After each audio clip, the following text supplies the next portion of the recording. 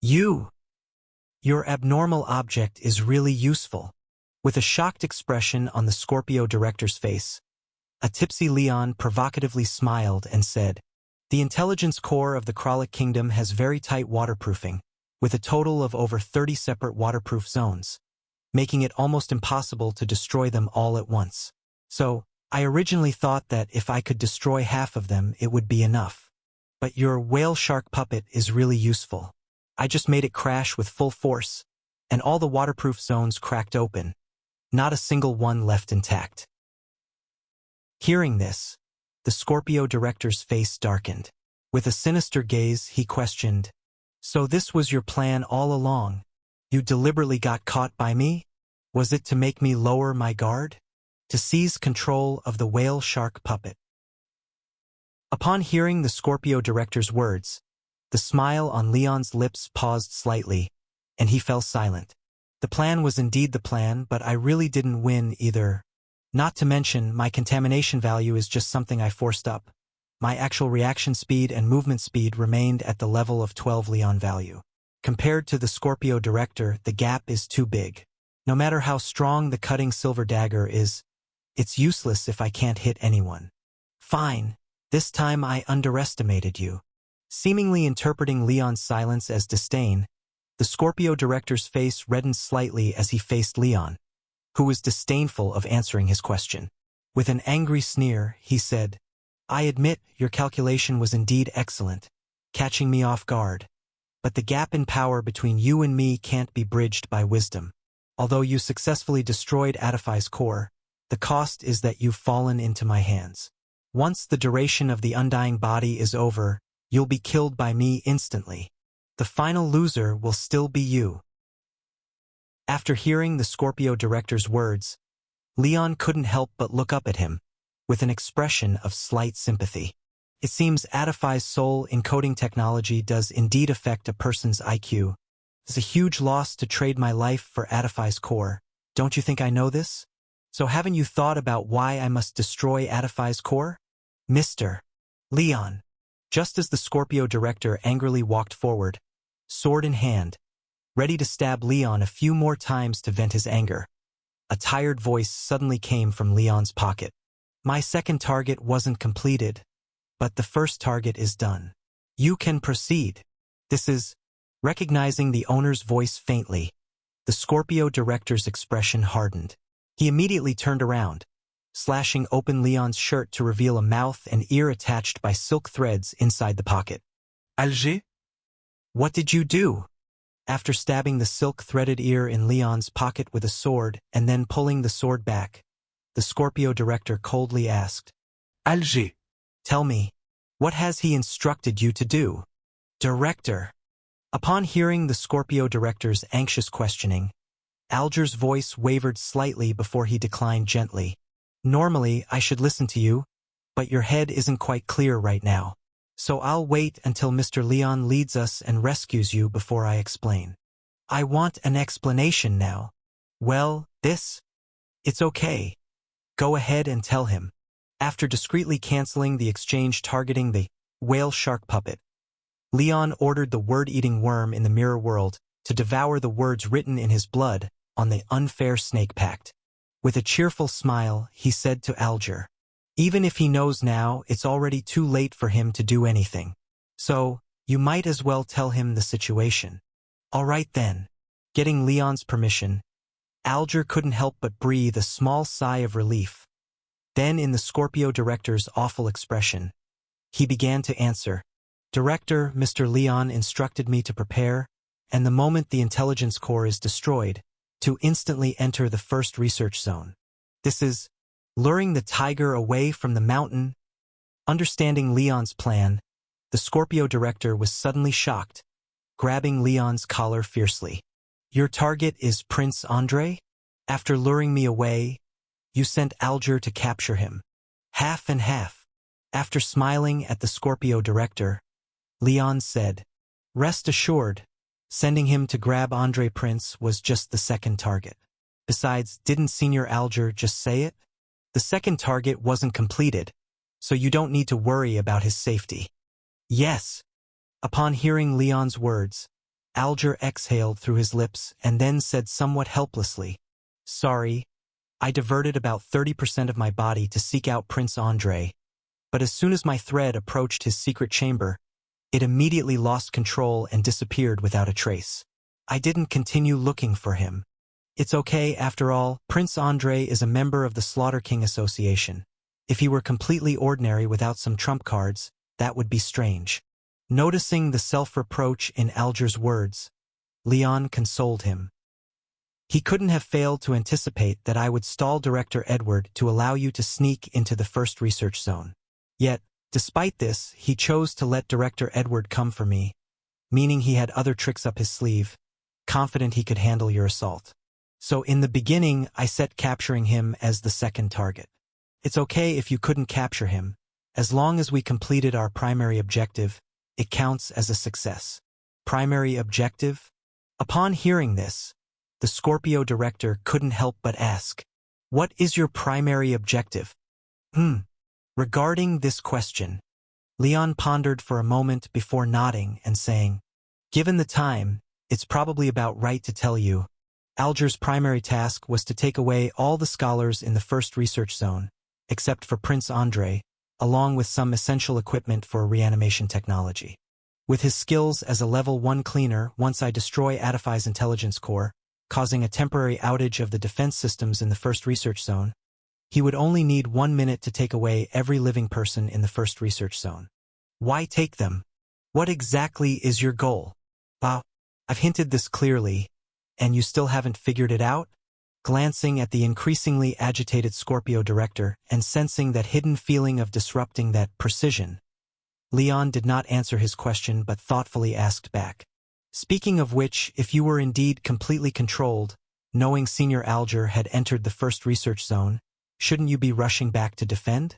Yet, now you don't seem in a hurry to protect Prince Andre. Instead, you appear like someone who's lost everything, shouting at me while grabbing my collar. Does this mean Andre Prince's control over you isn't complete? Are you able to slightly resist the soul encoding control when your emotions are highly agitated?" "You!" Upon hearing Leon's words, a brief look of comfort flashed in the Scorpio Bureau Chief's struggling eyes, only to be quickly suppressed by the soul code, returning to its original state. Grabbing Leon by the collar, he shouted angrily, "This has nothing to do with you. Tell me quickly. What exactly is your primary objective?" "Fine, since you're my senior." With a resigned shake of his head, Leon didn't delve further into the question. Instead, he focused on bending his pinky while tapping the arm of the 20-handed puppet, gripping his wrist, and replied, "My primary objective is to get the people out of Research Zone 1 to avoid them being affected." "Being affected?" "Yes."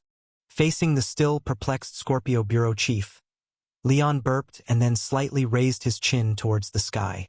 "See, isn't the impact coming now?" "What is coming?"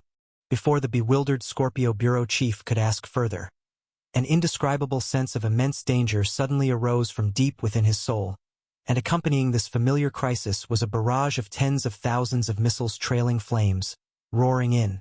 "Do you know what's coming now?" As the Scorpio Bureau Chief looked up in shock, his face full of astonishment, Leon smiled and once again activated the unfair snake pact, switching ownership of the 20-handed puppet. "Before I came to find you, Philea had already completed the coup, taking people to control the heavy artillery in the Kralik Kingdom. Research Zone 1 had been moved to the outskirts of Kralik Kingdom in advance, just waiting for the neural core to be destroyed, so the parameters could be calibrated and fired, bombarding directly. And battle is all about playing to strengths and avoiding weaknesses. If we were to compare combat skills, I'd indeed have a slim chance, but if it's a comparison on Undying Body, 10 of you would just be delivering food." "You!" With fury in his eyes, the Scorpio Bureau Chief glared as the 20-handed puppet, which had been restraining Leon's limbs, suddenly turned illusory. Its 20 grotesque arms, hovering between reality and illusion, passed through Leon's body and firmly clasped its own joints. Meanwhile, the eel that switched with the whale and shark puppet, causing the neural core to be destroyed, once again appeared out of nowhere at his feet. Falling for the same trick twice, you really don't learn. Riding a wave of intoxication, Leon taunted, and during the momentarily immobilized Scorpio Bureau Chief's lapse, Leon controlled the 20-handed puppet to flip him over, locking his waist with legs and securing his neck with bent arms, executing a textbook forceful constraint. Wait a minute. Struggling, the Scorpio Bureau Chief shouted. Didn't you find out my weakness? Shouldn't you? Don't wait.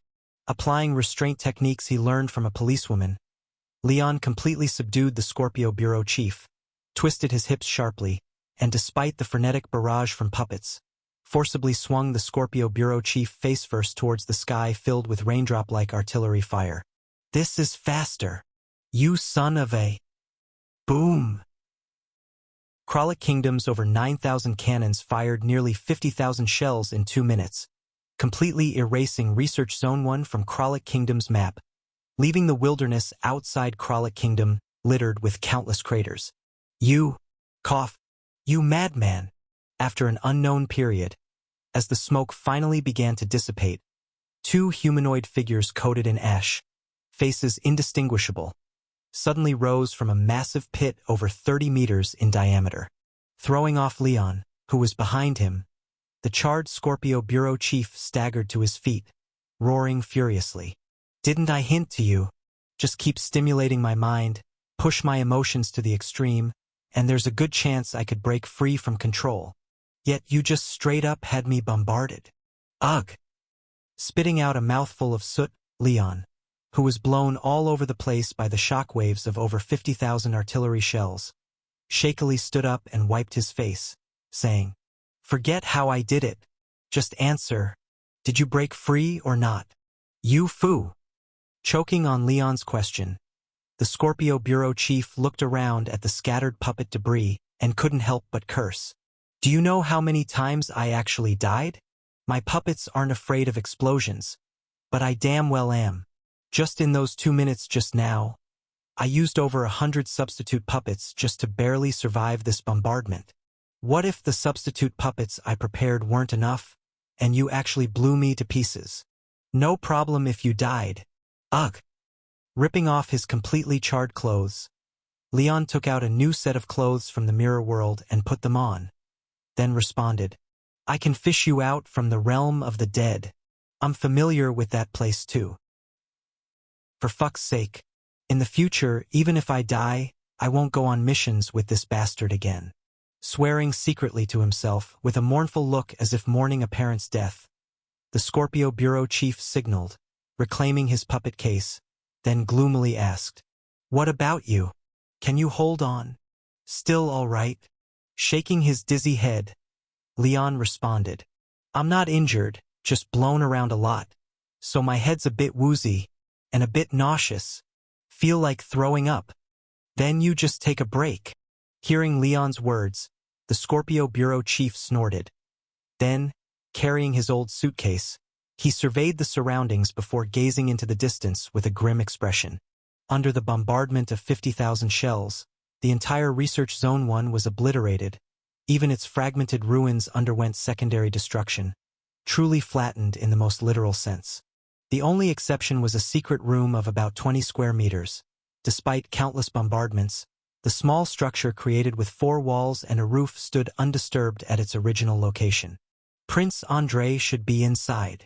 Noticing the existence of the secret room as well, Leon covered his mouth and reminded, Director Edward, let's go in and drag Prince Andrei out to wrap up this mission. No need, you wait outside. I'll handle it. Walking Leon to the door of the secret room, the Scorpio Bureau Chief explained with an annoyed face. I'm not trying to steal credit, you rescued Ruben and the others, so all the credit goes to you. Mainly because Andrei's ability is very special, it's probably the kind you're least adept at dealing with, you might easily get Halfway through his sentence, the Scorpio Bureau Chief's recently restored soul suddenly stagnated. Upon realizing his soul had completely passed the blockade, the soul code that had been suppressing his will shattered. These shattered soul codes didn't harm the Scorpio Bureau Chief's robust soul, but they did tangle up his previously smooth operating soul into chaos once more. The Scorpio bureau chief, with a bewildered soul, rolled his eyes and, to Leon's shock, collapsed headfirst into a slumber, snoring immediately. "No way. Could you at least finish your sentence before sleeping? What the heck is Prince Andrei's ability?"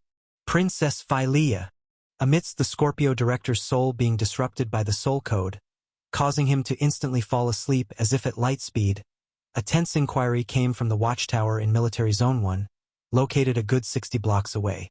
"All cannons below number 17 have completed initial cooling. Should we proceed with the second round of firing immediately?" "Not yet." After shaking her head at the questioning Legion commander, Phyllia, lying on the edge of the watchtower, bit her lower lip and continued observing the situation in Scientific Zone 1 through binoculars. This visible worry could not possibly be for someone like Leon. The target of this concern could only be Prince Andrei, who adored Phyllia while also attempting to kill her twice.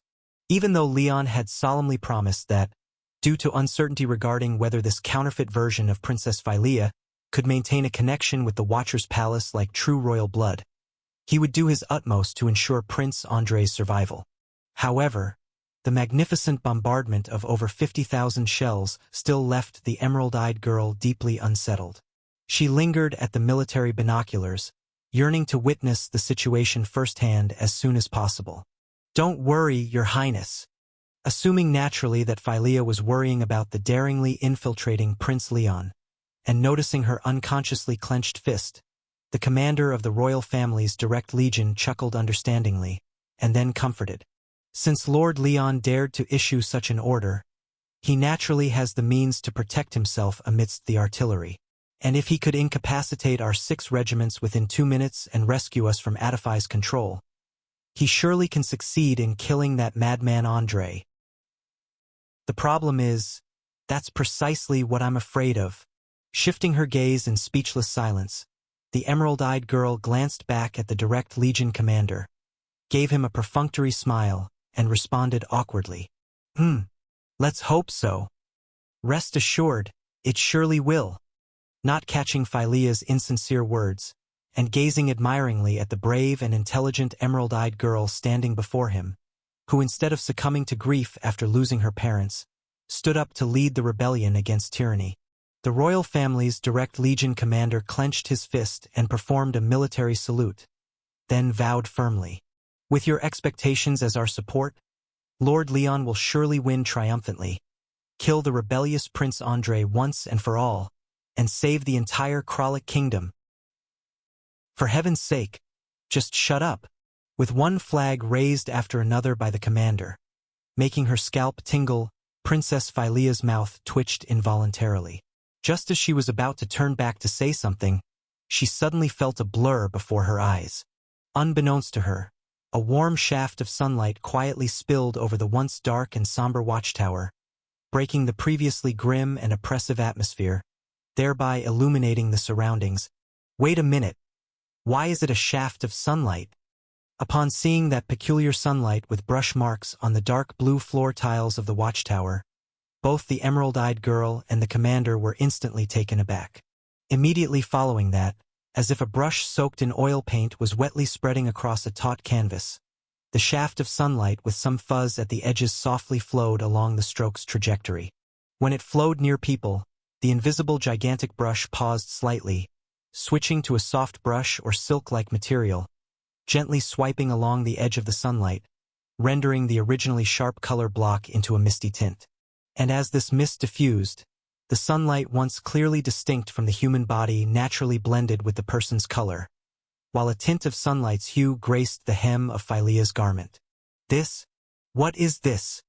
This sudden change felt exceedingly prolonged, yet in reality, it was incredibly brief, merely one stroke, one sweep, and a light dab, too short a time for one to even blink an eye.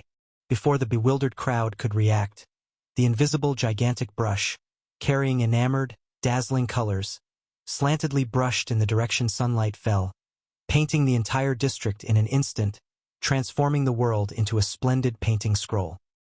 Finally found it.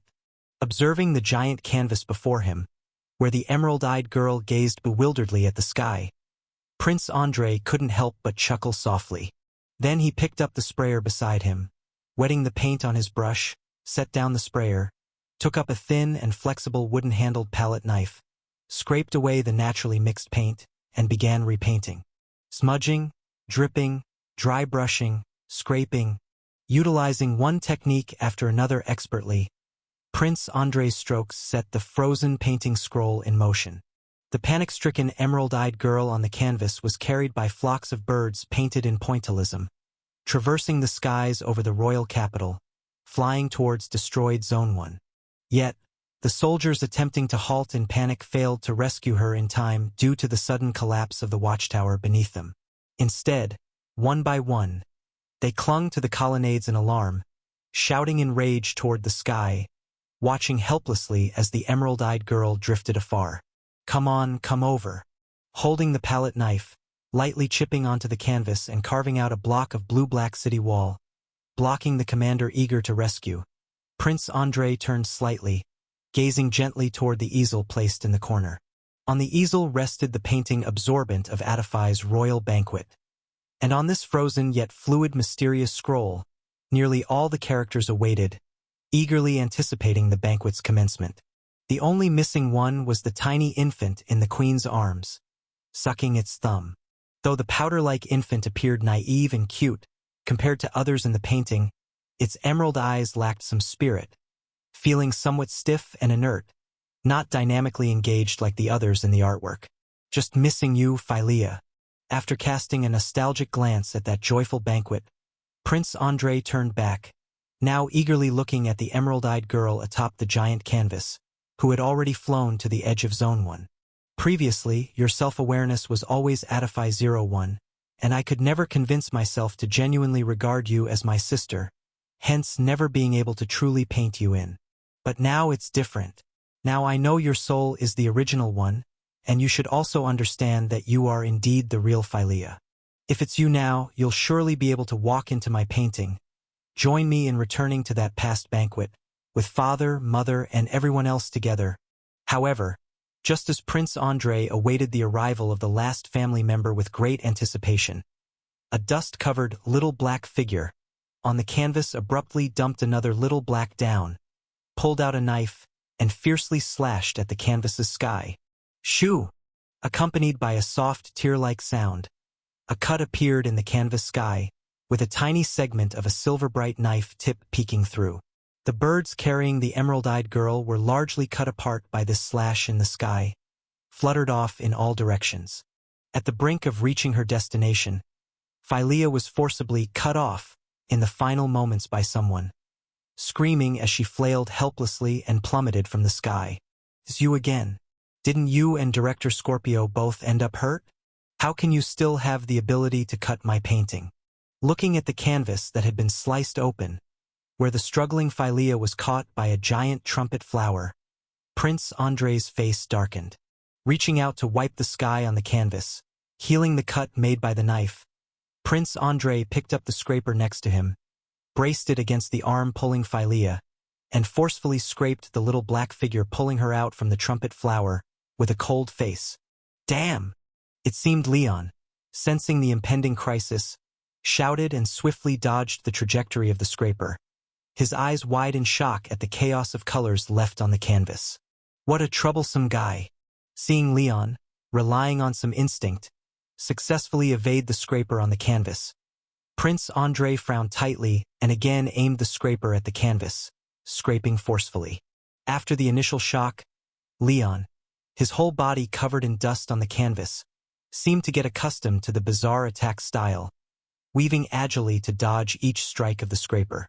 But as the scraper struck time and time again, scraping more and more color off the canvas, Leon found fewer places to dodge, and it became increasingly difficult. As Prince Andrei, with a firm expression, scraped away all of Leon's dodging space with 2 strikes, and slashed towards Leon in the center, Leon, having no other choice, stood his ground, holding the silver dagger of cutting, and hurriedly swung his knife at the invisible threat that seemed to erase all before him. Clang!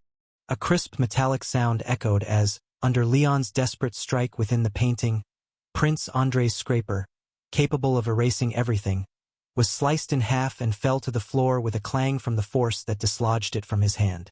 Is this a true God-level abnormal object? Glancing in surprise at the silver knife in Leon's hand, Prince Andrei flexed his numbed wrist, then picked up the palette expressionlessly, squeezed out a few tubes of paint, and quietly began mixing with a brush. Finally, it stopped, after waiting for a little while, standing still and realizing that the sense of imminent erasure no longer appeared. Leon let out a sigh of relief with cold sweat all over. Although Director Scorpio fell, his insight was still accurate, and Prince Andrei's ability, where you can't see him or even know how the attack is coming, indeed was the hardest for Leon to handle. And with the contamination value rising and his physique improving, the time it took to sober up was getting shorter. When he previously saved Phylea, the Immortal in Liquor badge on the panel had already dimmed prematurely. If it weren't for Aquarius' silver dagger of cutting, being so handy, able to slice through almost anything and block that attack just now, he might have been erased without the invincible life-saving Immortal in Liquor. So, I still haven't drunk enough. During the gap when Prince Andrei stopped attacking, Leon poured liquor into his mouth to recharge Immortal in Liquor, while wielding the silver dagger of cutting, furiously slicing at the secret chamber's door. I've seen it, your soul is in there. As long as I can break into this secret chamber. Damn. After a swing that left a cut but no seam at the secret chamber, Leon's expression darkened slightly before he immediately turned to the giant trumpet flower and pulled Phylea out. Leon, clearly shaken by her previous ordeal, the blonde-haired girl, her eyes wide with tears, exclaimed as she climbed out. Just now I was in the military zone 1. First, there was a burst of sunlight and then a lot of birds. Ah, there's no time to worry about your birds now. With Phylea tucked under his arm, Leon shouted for Frankie to throw out the fishing line, pulling over the snoring Director Scorpio, tying him back-to-back behind him, then swung around and ran.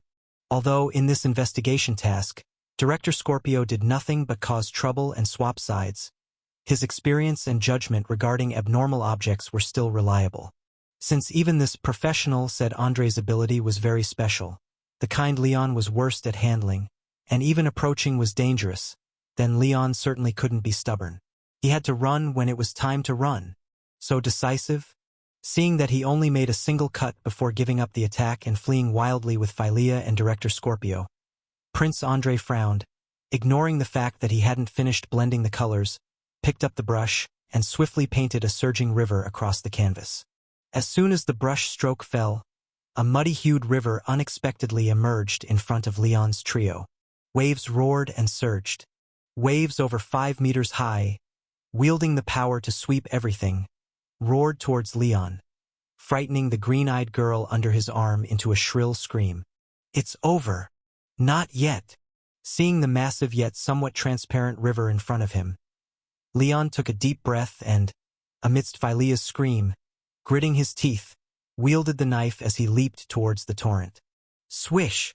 With a contamination value of 59, the silver dagger of cutting in Leon's hand displayed terrifying efficiency. The moment it touched the bright blade, the river, towering nearly 6 meters high and spanning over 300 meters, split into two, then collapsed with a crash, transforming into waves of murky paint that drenched the war-battered ruins below. Soon after, seemingly provoked by Leon's wave-splitting slash, rivers carved, mountains toppled, winds howled, and a series of new attacks followed in endless succession. Even massive crimson meteors slashed through the air like crying winds overhead. Yet no matter the disaster, all were sliced swiftly in two when met with Leon's silver knife, crumbling instantly into sprays of colorful paint, harmlessly falling around. Really persistent, watching Leon, wielding the silver dagger of cutting, leaping up and decapitating the dragon he painted in one stroke. Prince Andrei sighed, stood up, walked to a corner easel, and took down the canvas of Royal Banquet. Then, holding the yet incomplete Royal Banquet, he walked back to the huge canvas, cut off a section in Leon's escape path, sliced the edge of the Royal Banquet, and merged them, gently smearing at the joint between the two paintings. Swish! A faint gleam flickered away, and with it, The over a meter-long cut disappeared instantly. The two paintings merged into one, with the joyous banquet replacing the desolate First Research District ruins as the center of the canvas. Meanwhile, Leon, with Philea under his arm and Director Scorpio on his back, while fleeing wildly, suddenly felt the ground vanish beneath him and fell into an elaborate pool with a splash, drenching the surrounding guests' summer cold. Damn it, where is this? After shaking off the Scorpio bureau chief from his back and climbing out of the pool, Leon wiped the water from his face. After surveying his surroundings, he was completely befuddled. Didn't I just rush out of research area number 1? How did everything suddenly change in a flash? And why does this place look a bit familiar? Pooh-ha! Help me! Just as Leon was warily observing the surroundings and the bewildered guests around him, a cry for help from Philea suddenly came from the fountain pool behind him. I can't swim. Help me. You don't need me to save you. After glancing back at the situation in the pool, Leon, amidst the guests' pointing fingers, grabbed the foot of the Scorpio bureau chief and dragged him out. Then he said to the green-eyed girl, "It's just a fountain, you just need to sit up and your head will be out. By the way, where is this place? Do you know?" Huff. Maybe the palace. Following Leon's guidance, after climbing out of the pool, the still frightened green-eyed girl coughed twice and then said uncertainly, "It looks like the little garden at the back of the palace, but about 10 years ago, no one tended this garden anymore. Now it should be all weeds." Seeming to have discovered something extraordinary, Philea's emerald eyes suddenly widened as she looked in shock towards the distant wooden pavilion. The person in the center of the low wooden platform seemed to have also noticed the commotion over here and curiously poked their head over. Is that King Fine and the Queen? Following the gaze of the green-eyed girl, after seeing the looks of the family in the center of the wooden pavilion, Leon's eyebrow slightly raised, and he quickly identified more familiar faces among the guests present. Although they look much younger and their clothes have changed a lot, quite a few of these guests seem to have appeared in the preservation hall before, so is this a royal banquet in the past? After examining King Fine at the main seat and looking around at the surrounding guests, Leon noticed some brush-like marks on their clothes, and his eyes suddenly flashed with a gleam of understanding. Though this is a banquet that happened in the past, Prince Andre's ability doesn't seem to involve time travel, and it seems unlikely he has the power to send people back many years, so the scene in front of us is likely some kind of simulation or reconstruction. Considering the brush marks on these people's clothes, and previously those things that suddenly appeared and were cut by my silver dagger of cutting, turning directly into a puddle of paint, could Prince Andre's ability be related to painting? Back off! Just as Leon was following clues and beginning to speculate about Prince Andre's ability, a small team of fully armed guards rushed over from a distance, quickly splitting into two groups, one escorting the guests to retreat, the other waving protective swords and halberds, surrounding the knife-wielding assailant, who had intruded into the banquet. "What do you think you're doing?" The leading tall and strong guard commander aimed his halberd at Leon and asked sternly, "Speak. How did you break in? Who are that child and that unconscious person?" After hearing the guard commander's inquiry, the corners of Leon's mouth couldn't help but twitch. "The unconscious one is my reliable teammate who excels at dying and backstabbing, and that child is your future princess. As for how I got in, I suppose I was invited by your prince." Without answering the guard commander's question, Leon, who had some guesses about Prince Andre's ability, first protected Philea behind him, then gripped the silver dagger of cutting tightly in his hand and slashed hard at the world in front of him. If the situation is as I guessed, and this banquet in front of me is a painting, it means I can rely on the ability of the silver dagger of cutting to cut through this painting and break out. Tear! In the expectant expression of Leon, the slash did not miss its target but indeed cut into something, producing a sound like tearing fabric, opening a slit in the world before him. However, the trouble is, just like the previous cutting of the secret chamber where Prince Andre was, this small cut had just been made when it resealed more quickly. The split was completely healed the moment the silver dagger of cutting's tip left the canvas. With this canvas, astonishingly fast repair speed, Forget about letting 3 live people escape. Even splashing water while cutting won't get a drop out either. How daring!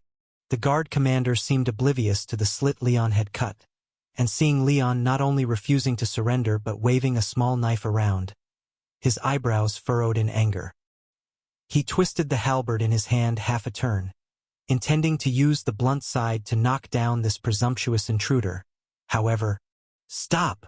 A somewhat childish voice echoed from a distance.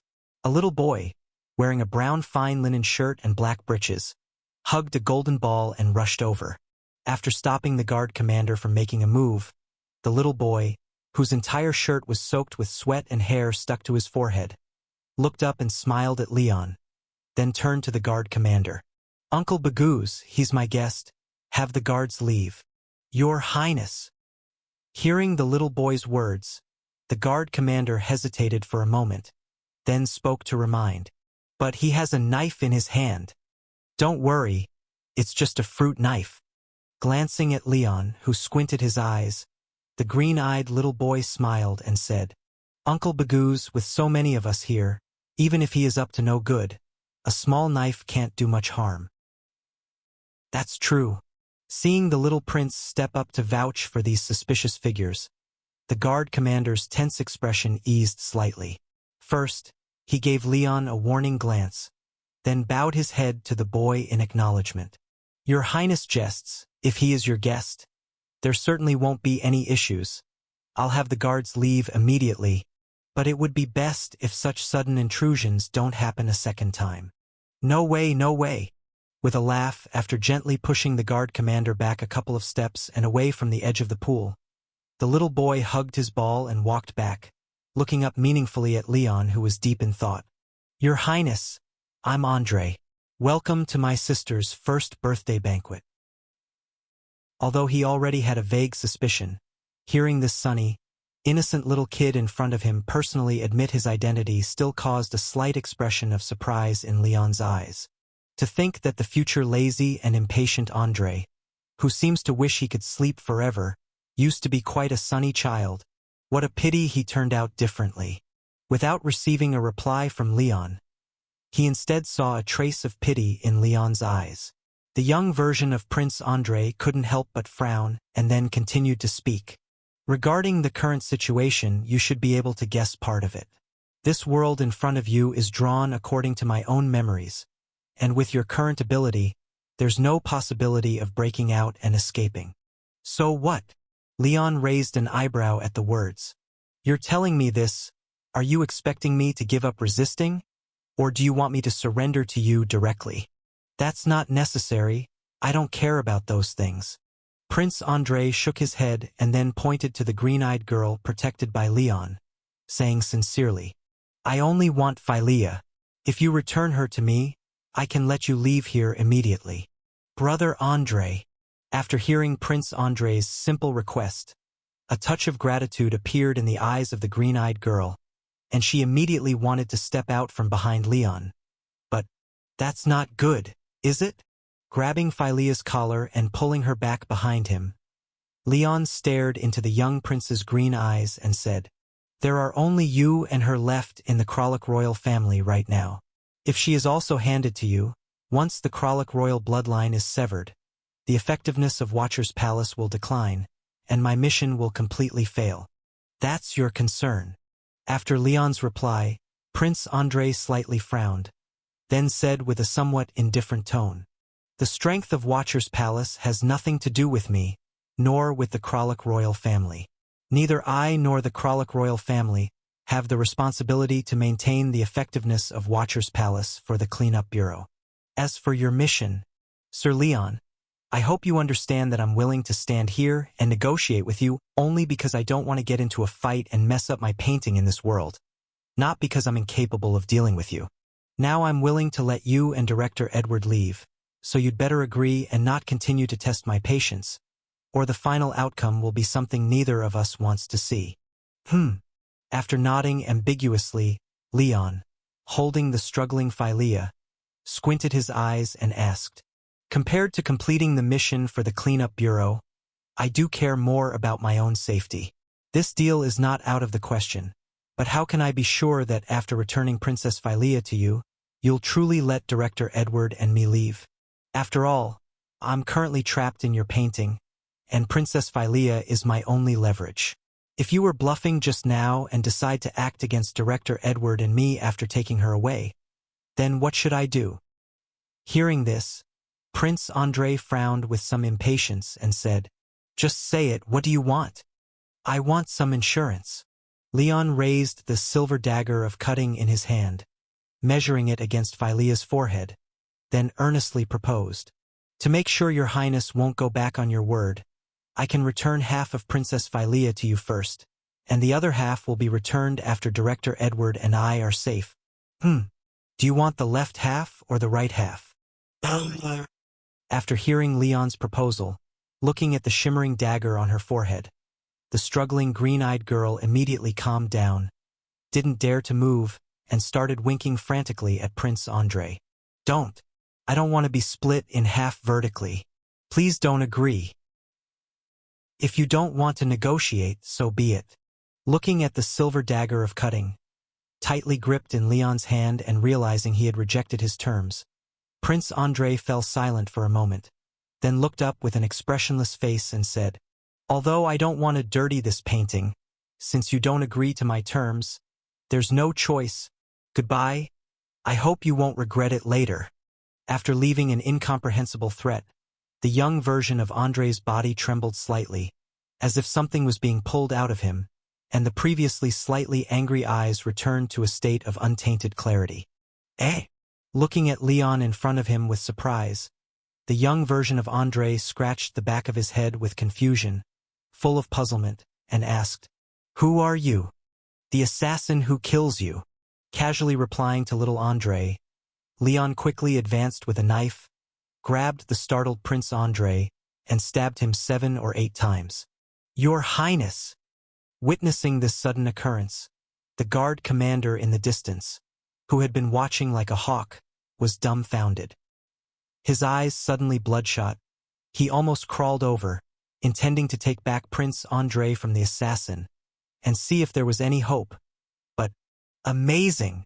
Feeling his body, having been stabbed 7 or 8 times yet without any wounds, the young prince couldn't help but gape in amazement, threw away the ball, clapped vigorously, and then asked eagerly, "Are you a magician?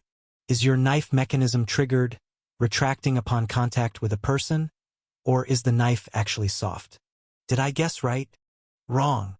Allowing the young prince to touch the blade of the cutting silver coin and verify the blade's condition, Leon couldn't help but let out a slight sigh as he looked at the young prince's intact clothes.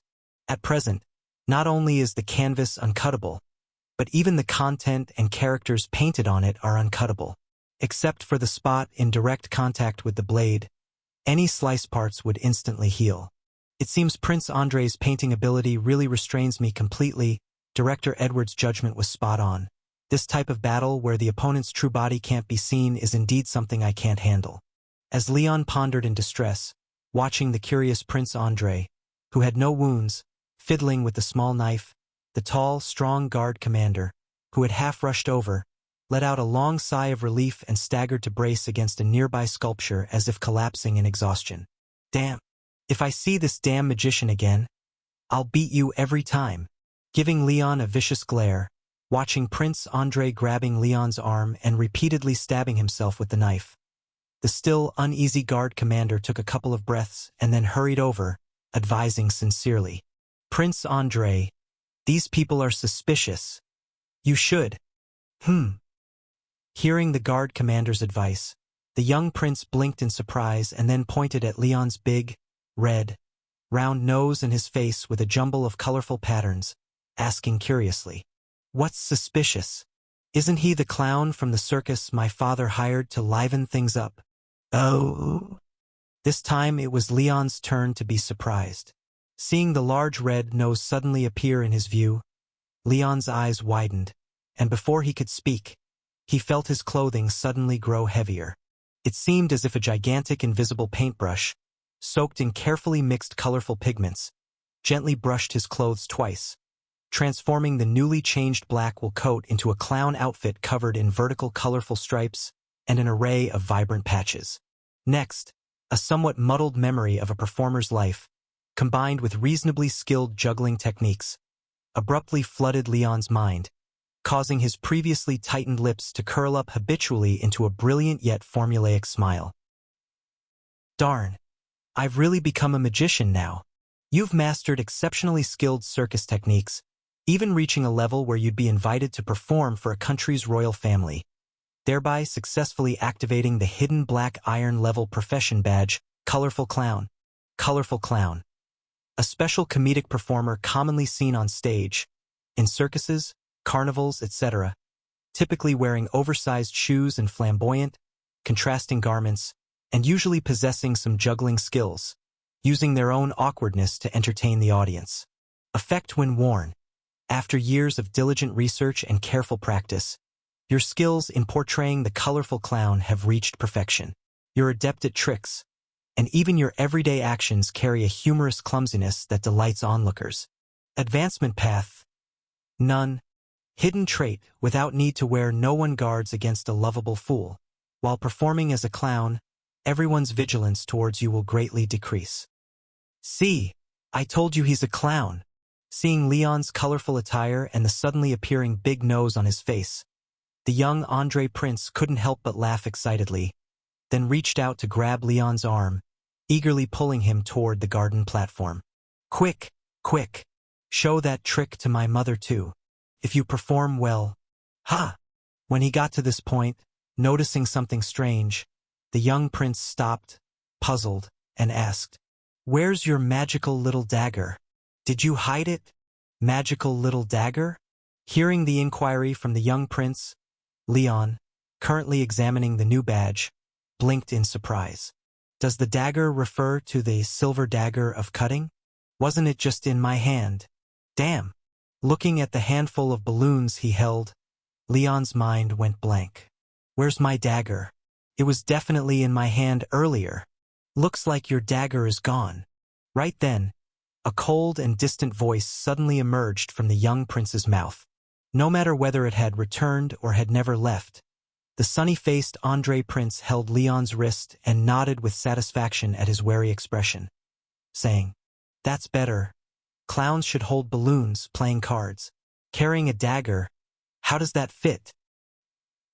Without responding to Andre Prince's words, Leon immediately tried to contact Yuha and 3 cleaners from the Scorpio branch but got no response from any of them, which made his eyes narrow. All my abnormal objects have stopped working? Of course. Andre Prince continued pulling Leon toward the platform, calmly replied, "You're just a colorful clown responsible for amusement in the circus now. Why would you have abnormal objects in your hand? Remember, now you're a clown my father invited, and that's your only identity.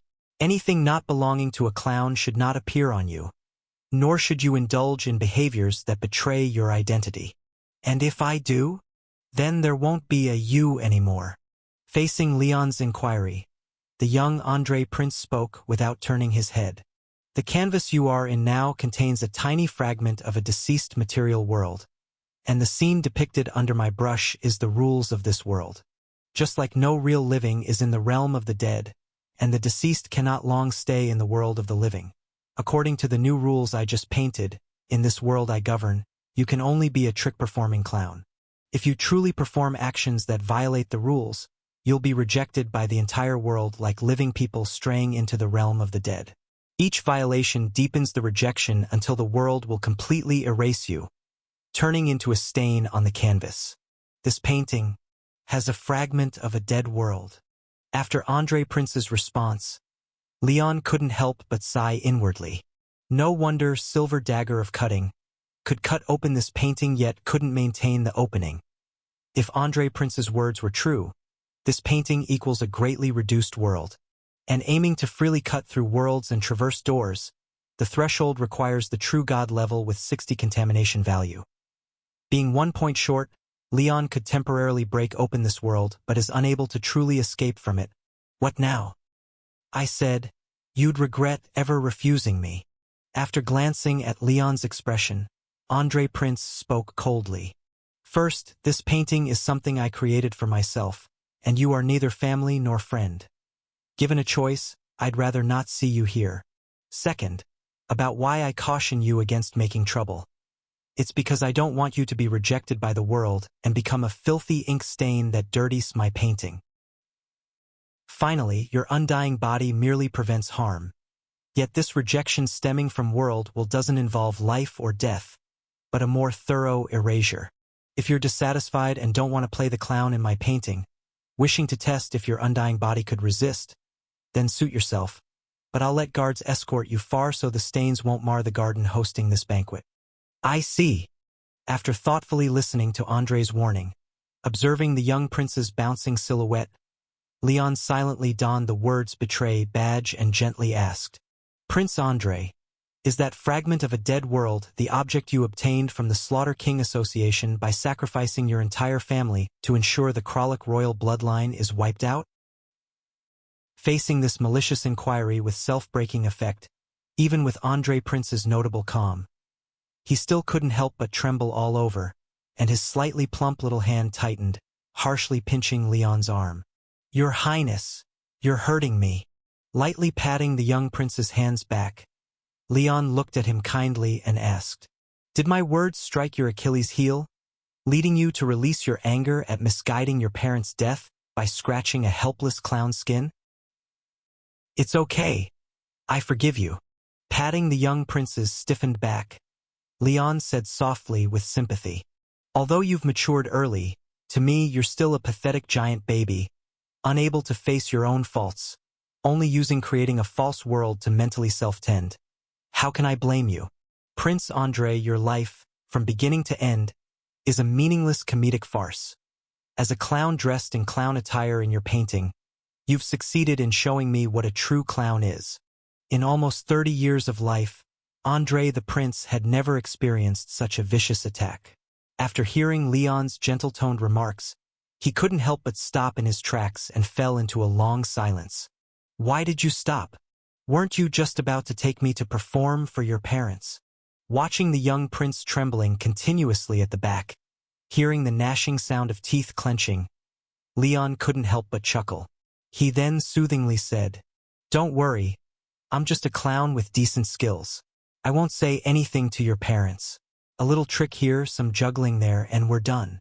After all, my false clown humor is solely in the juggling, at most amusing your parents, while your humor is inside. All you need to... Shut up! With a sudden loud shout breaking Leon's comfort, Andre the Prince spun around swiftly, his still slightly childish face full of ferocity as he said, You guessed right. I, too, have to abide by the world's rules and can't easily do things against the prince identity. But if you want to anger me into letting you go voluntarily by words, no need. Everyone here is talented. I really like it here.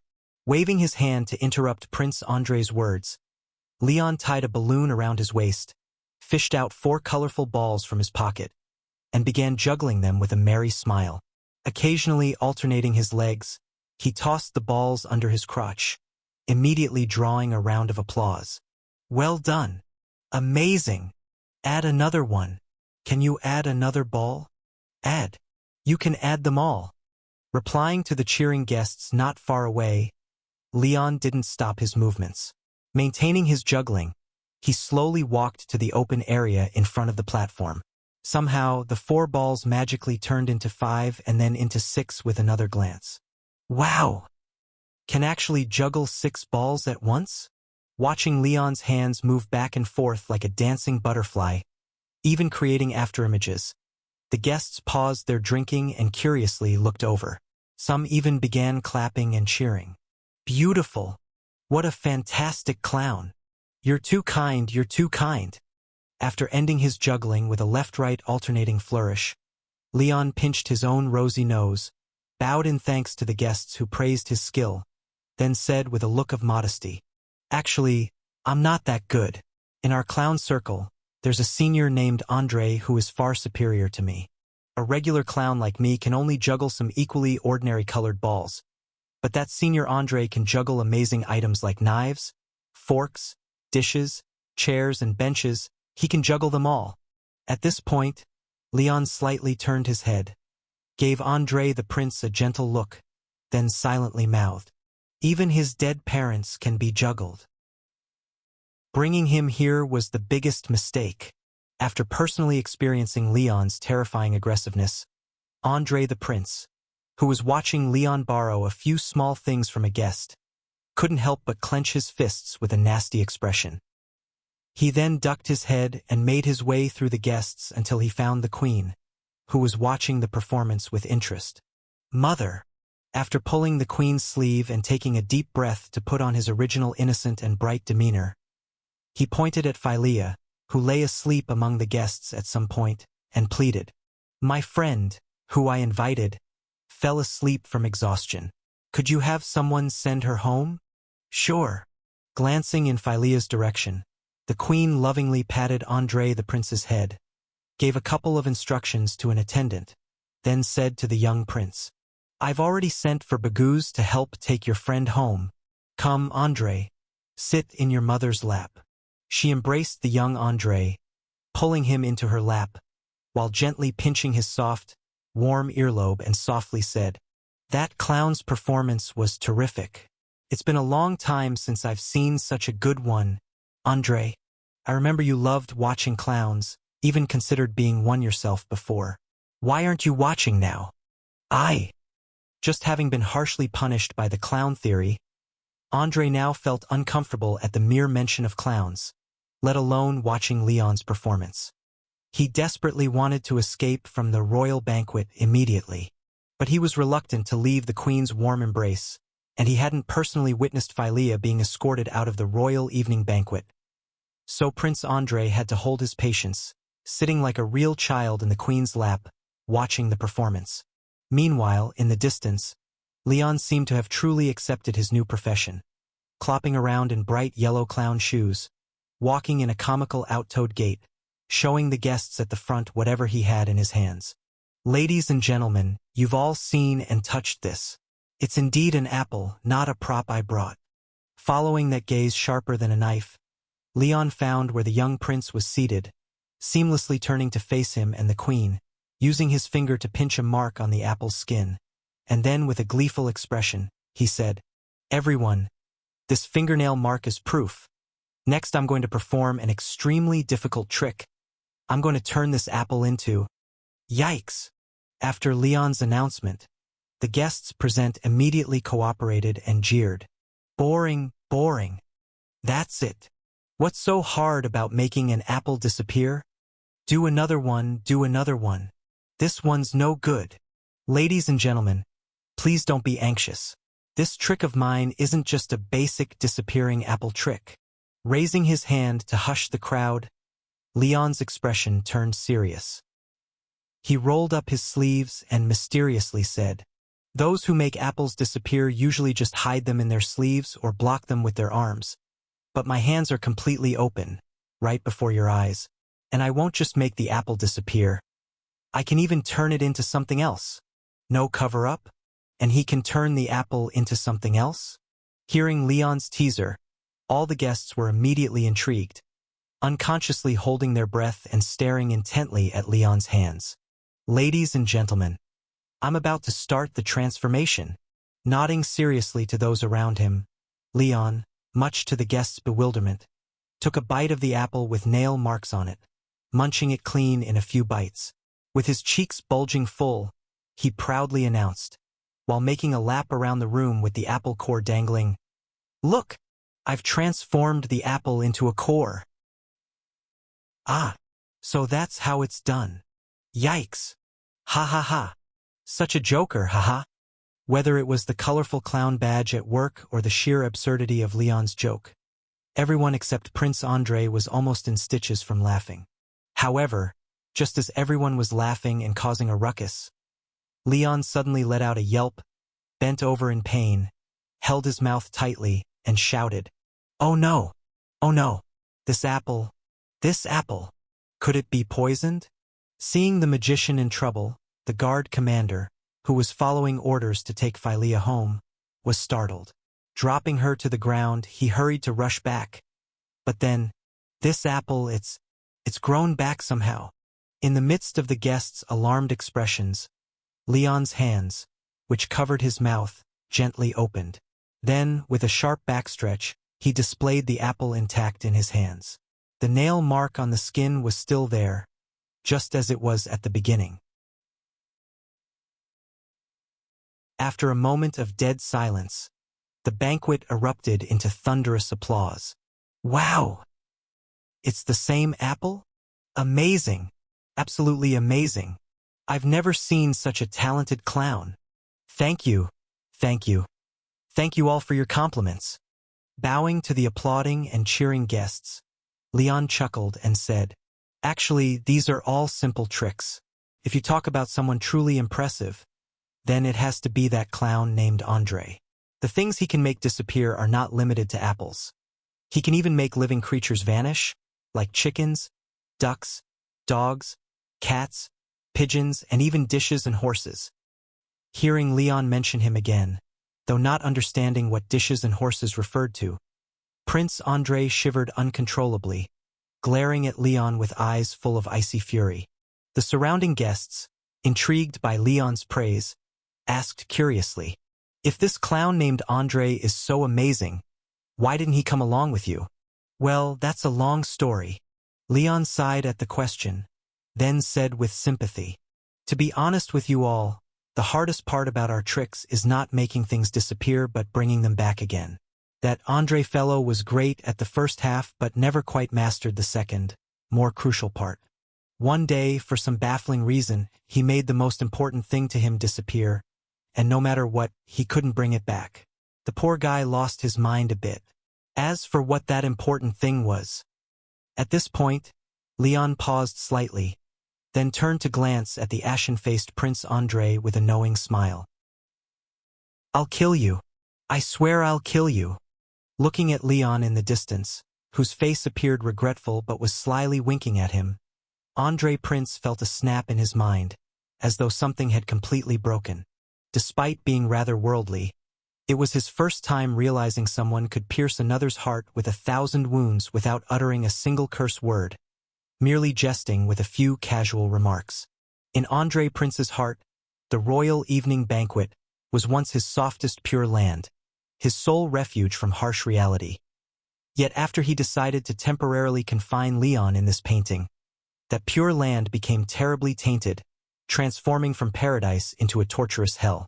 Whether it was the initial clown theory or those subtle criticisms veiled in stories about Andre Sr., they were knives piercing through his body, each stab causing excruciating pain. That damned bastard!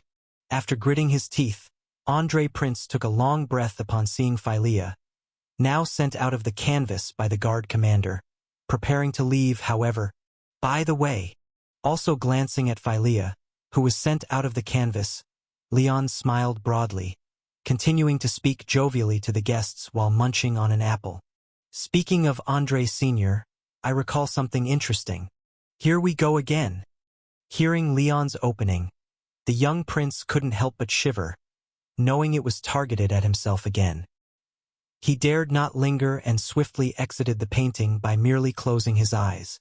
Keeping his eyes on the young prince, Leon noticed his unusual behavior first and immediately halted the planned hell joke, replacing the colorful clown with the Kralik royal emblem. Crash!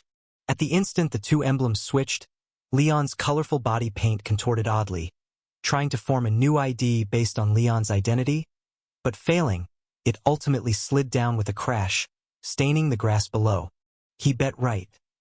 His emblem-granted ID surpassed the identity authority painted by Andre. Seizing the chance while Andre was chased away, confirming his speculation, Leon exhaled deeply, then reached for the balloon hanging at his waist. Amidst the guests' bewildered looks, Leon shed the clown persona, grabbed the balloon, and wiped away the paint on the silver dagger of cutting, reverting it to its original form. What are you up to again? Seeing Leon draw the knife again, the guard commander, having just returned Philea home, immediately rushed over, angrily blocking in front of Leon. You! I am a guest. With the Kralik royal identity, Leon straightened up and retorted. Isn't this the royal evening banquet? Can't a royal family member attend? Hearing Leon, The guard commander burst into laughter with anger, replying, "You, a magician, dare impersonate? Ha!" At this point, the guard commander hesitated slightly, a heavy confusion surfacing in his eyes. The man before him had the same eyebrows as before and wore the same wet attire. Yet somehow, he felt like a royal member. "Move along, stop blocking me." Realizing that Kralik royal emblem worked even within the painting, Leon relaxed completely, pushing aside the bewildered guard commander, and walked toward the sleeping Scorpio chief amid the similarly baffled guests. Smack! After propping Scorpio chief up, Leon slapped him hard on both cheeks. "Wake up! Stop sleeping, damn it! Smack! Get up and help me! Smack! Hurry! While Andre isn't here, get me out of this painting." Yet Scorpio chief seemed deeply asleep, snoring rhythmically despite Leon's shakes, the slaps complementing his snore melodies. Useless fool. Always unreliable in crucial moments. After smacking for a while, seeing that Scorpio chief's complexion improved despite reddened cheeks, Leon sighed and temporarily abandoned his plan to pull him up for a righteous 2-on-1. Although Scorpio chief wasn't bad, it seemed he suffered a critical illness that caused his performance to falter. Despite being fully geared, he was always the first to be controlled in group fights. Just like at Demonic Soul Abyss, he was like this. Leon expected to follow him for an easy win, yet he ended up being grabbed by 6 nightmare envoys, trapped in the dream realm they opened till the end. This time was even worse. Having camped on someone's eye before, he caused the team to disconnect and idle, performing worse than an actor. "Excuse me." Just as Leon hesitated about stabbing him to test, a voice, unfamiliar but vaguely familiar, sounded beside him. As Leon turned toward the sound, he saw a young woman with thick bottom glasses, holding a brain model filled with tubes, gazing at him curiously. "Have we met somewhere before?" The woman holding the model adjusted her glasses while asking somewhat uncertainly, "Have you been to Research Area Number 1? Or attended a meeting on brain function decomposition in the past 5 years? Or visited my Soul Code group?" "Soul Code group? You're the host?" Upon hearing this, Leon's brows slightly raised, instantly guessing the identity of this spectacled lady. "Are you Adify 00? Ah." The spectacled lady paused, slightly taken aback, then nodded with some surprise. "I am indeed Adify, but what is 0? 0 is just like 1. Forget it, that's not important." After waving his somewhat tipsy and wandering mind, Leon examined the woman's features, which closely resembled those of the old king and shared some likeness with Philea, tentatively asking, "So your real name is Adify?" "Yes." Looking at the man before her, who seemed to know her yet not fully familiar, the spectacled lady puzzledly replied, "Do you or don't you know me?" "I know you, of course." Observing the paint on Adify, distinct from other characters, and clearly painted later, Leon nodded with deep meaning. "Although you might have forgotten, our relationship is actually very good. I can't even remember who you are. And our relationship is still very good?" Confounded by Leon's whimsical logic, Adify opened her mouth but didn't know what to say. She had to return him an awkward smile. "Oh, I'm really sorry then." "No worries, I forgive you." "Well, thank you." "You're welcome." Should I not have bothered talking to him? Finding her brain unable to keep up with Leon's thinking, Adify immediately felt the urge to retreat. She coughed dryly and then took the initiative to speak. My brainstem mapping isn't finished yet, so I won't disturb you. Let's chat another time." "It's fine, I don't mind interruptions." As if not understanding the underlying meaning of Adify's words, Leon immediately stepped forward and grabbed her wrist when she turned to leave. Although not sure what means the Scorpio director was under, or why he couldn't wake up after being kicked painfully, the guy who couldn't wake up after being kicked there probably had something wrong with his soul. Now Adify, though perhaps not as formidable as future Adify 00, as the developer of soul encoding technology, certainly understood souls better than I do. "Oh!" Frightened by Leon's actions, Adify wanted to shout, but then saw Leon lift his leg and pick up the tall, thin man who was lying on the ground asleep, cradling him to her face. For the sake of our good relationship, could you help me with something? WH. What help? Help me wake him up. Holding the Scorpio director forward, Leon said, he's been affected by your soul encoding technology. Influenced, and shortly after breaking free due to emotional overload, he fainted without any words. Can you help revive him? Affected by soul encoding technology? Upon hearing Leon's words, Adify was momentarily stunned, then replied hesitantly, but my soul encoding technology is only scheduled for its first human trial next Tuesday. Where was he affected?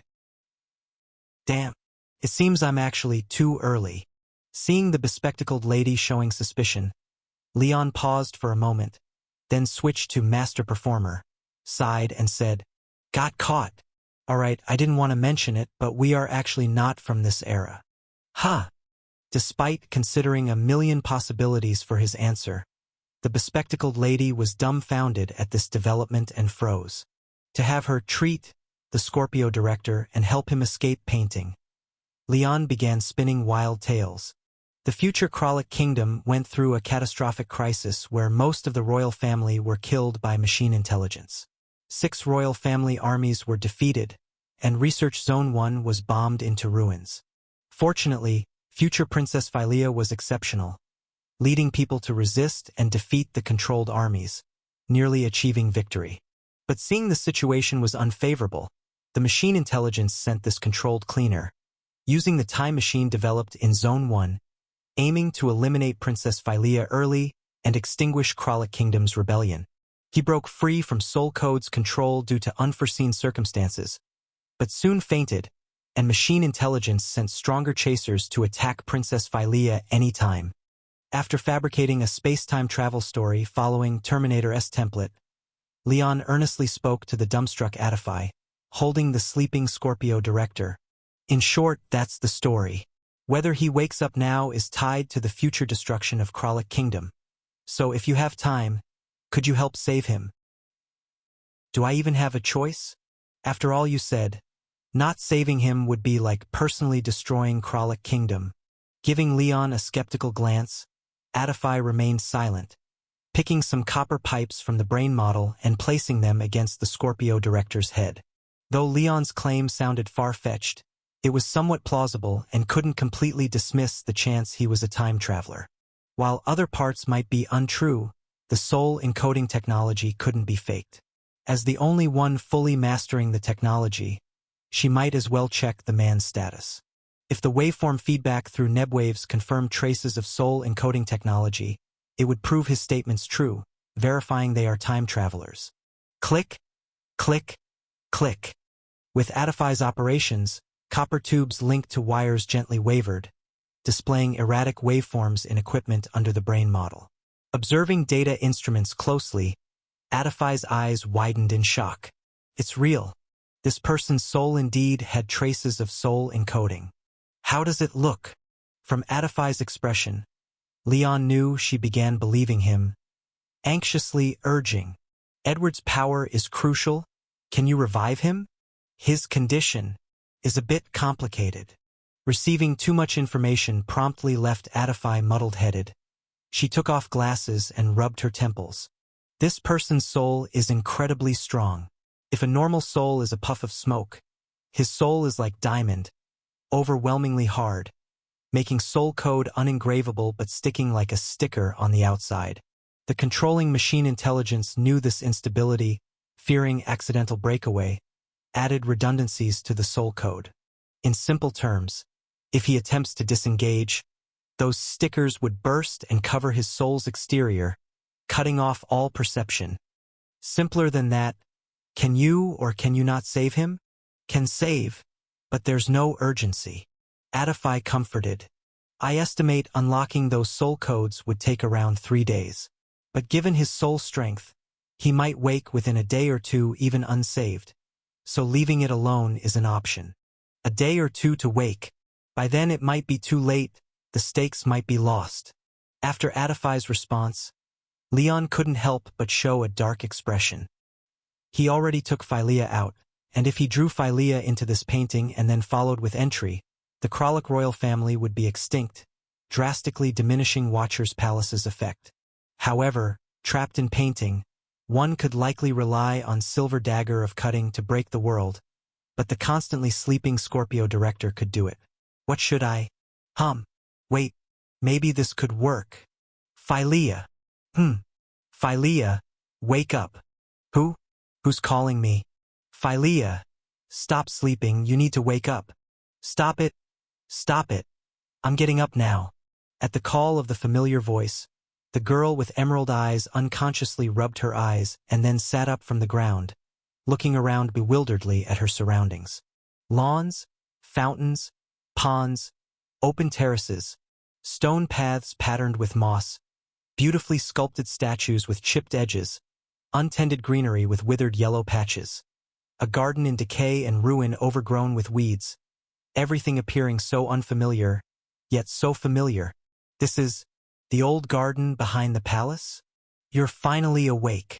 Looking at Philea, sitting dazedly on the withered grass, her hair in disarray, Prince Andrei behind her couldn't help but chuckle softly. He continued setting up the easel, speaking with a hint of nostalgia. You used to love lying on the lawn to sleep, especially when it wasn't too hot in summer. You'd always pester me to bring an umbrella and take you to play in this garden. After playing till you were tired, you wouldn't even wipe off your sweat. You'd set up the umbrella and lay on the ground, snoring away, rolling around in your sleep, your little face getting all muddy like a little monkey, which got me scolded by Mother more than a few times. Andrei, brother. Seeing the gentle expression on her brother's face, Philea's previously flustered heart relaxed unconsciously, and she couldn't help but ask, Just now I controlled that troublesome cleaner and rescued you from his hands. You're safe now. Ah, that's good. Watching the emerald-eyed girl, who had asked a question but was standing still, not coming over, Prince Andrei blinked in surprise. Then, as if understanding something, he frowned and said, Did he say something to you? Philea, of course, understood who Andrei was referring to. Remembering Leon's previous words, the emerald-eyed girl bit her lip, but finally chose to speak directly and honestly. That person told me you had at least two intentions to kill me. When attacking the director of the Scorpio branch, you probably didn't know that I wasn't with them, but to prevent the Scorpio director from taking me away, you ordered a bombardment on Administrative Zone 38 where the cleanup bureau was located. And you had Adify 00 replace me, gain control of the kingdom's long-range weapons, and initiate a saturation bombing once any suspicious targets left the royal capital. Are all these true? After listening to the emerald-eyed girl's questions, Prince Andrei fell silent, then nodded slightly. I did give those two orders. But you know I had no choice. Seeing the disappointed expression on his beloved sister's face, Andrei sighed and explained sincerely. Philea, you're also a recognized official member of the Slaughter King Association, aware of the situation there. Both you and I have constraints. We must ensure the bloodline of the Kralik royal family is severed, and I only had one chance to ambush the director of the Scorpio branch. If, because of your situation, I had held back during the attack and not managed to keep him there, if he had discarded other cleaners and forcibly taken you out of the Kralik kingdom, both of us would have been restrained and executed. I know. The emerald-eyed girl nodded, responding in a low voice. I'm not blaming you. After all, things turned out like that because of my mistakes. If I hadn't let my curiosity get the better of me, and insisted on daring to approach Leon, you wouldn't have had to deal with such choices. It was too reckless of me. It's not your fault. Hearing this, Prince Andrei shook his head, looking troubled. I agreed when you decided to go. After all, my previous actions didn't show any flaws. In the eyes of the cleanup bureau, the entire royal family should have still been alive. They had no reason to act against you. But that Leon, recalling the person at the royal palace night banquet, who even turned into a clown, could seize on Andrei's vulnerabilities with frenzied attacks. The corners of Prince Andrei's mouth twitched. He then said helplessly, He's just not normal. Philea, after you were captured by him, I seriously pondered for a long time but still couldn't understand, even though he knew nothing about the situation, why he unhesitatingly captured you. After hearing her brother's complaints, the emerald-eyed girl subconsciously raised her hand, touching the back of her head where Leon had cut her, and fell silent. Indeed, that lunatic was indeed outrageous. Before she decided to approach him, she had conducted repeated calculations with an intelligent core, and no matter how she calculated, the result was always that he wouldn't harm her. Yet that lunatic just dared to act like that. After a couple of sentences, he immediately seized and captured her. As for how to evaluate this person, after much thought, only one word seemed appropriate, and that is abnormal. All right, let's not talk about this now. Exhausted by Leon's abnormal behavior, the two siblings remained silently for a while. Then, Prince Andrei broke the silence and, while organizing the easel, comforted. At the time, the trap against the Scorpio director hadn't been sprung. My goal was to stabilize them, so whether it was me or you, one of us had to encounter Leon. If you hadn't wanted to go, then it probably would have been me who got captured, and the situation might have been worse. Anyway, being captured isn't your fault. After nodding and accepting the comfort, the emerald-eyed girl looked at the easel before Andrei, hesitantly asking, "Andrei, brother, are you planning to paint my portrait again?" "Yes." After stretching the canvas on the easel, Prince Andrei nodded, and while cleaning his paintbrush with turpentine, he replied with full focus. "In the past, when I painted you, it only resembled you in form. Technically, it was fine, but I could never capture that elusive quality. But now it's different. Now I have confidence to capture the most complete you." "That's good." Upon hearing this, the emerald-eyed girl nodded, then gently pressed her lips together and asked, "Andrei, brother, could I know why you couldn't paint me well in the past, but now you're confident you can do it?" Upon hearing Philea's inquiry, Prince Andrei, who was sketching, paused for a moment. Then he lifted his head to look at the emerald-eyed girl. "Why do you ask that?" "I just want to know the answer." Philea's small fists clenched slightly. She raised her head and looked directly at the Andrei prince in front of her, asking softly, "Andrei, brother, the person you've been painting, is it really me? The person I painted, is it you?" Looking up into Philea's emerald eyes and sensing the indescribable complexity within them, Prince Andrei fell silent for a moment. Then, with a look of surprise, he replied, "Philea? Why would you ask that? Who else could I have painted but you?" "Brother Andrei." The emerald-eyed girl pursed her lips and, instead of answering Prince Andrei's question, turned her gaze aside and said softly, "I've noticed that, when faced with questions you want to avoid, your favorite method is to answer a question with another question. Actually, being kidnapped by that maniac these past few days, my mind seems to have become clearer, and I've figured out many things I couldn't understand before." Staring intently at her sleeve, Philea said with a complicated expression, "Brother Andrei, with your painting skills, there's no way you couldn't even finish a simple portrait. The only reason I can think of is that the person you truly want to paint isn't me." After listening to the emerald-eyed girl's words, Prince Andrei fell silent for another moment. Then, while lowering his head and continuing to paint, he answered, "No, the person I'm painting is you. But you're painting not me as I am, but the me in your heart, and that's why you can't complete it, right?"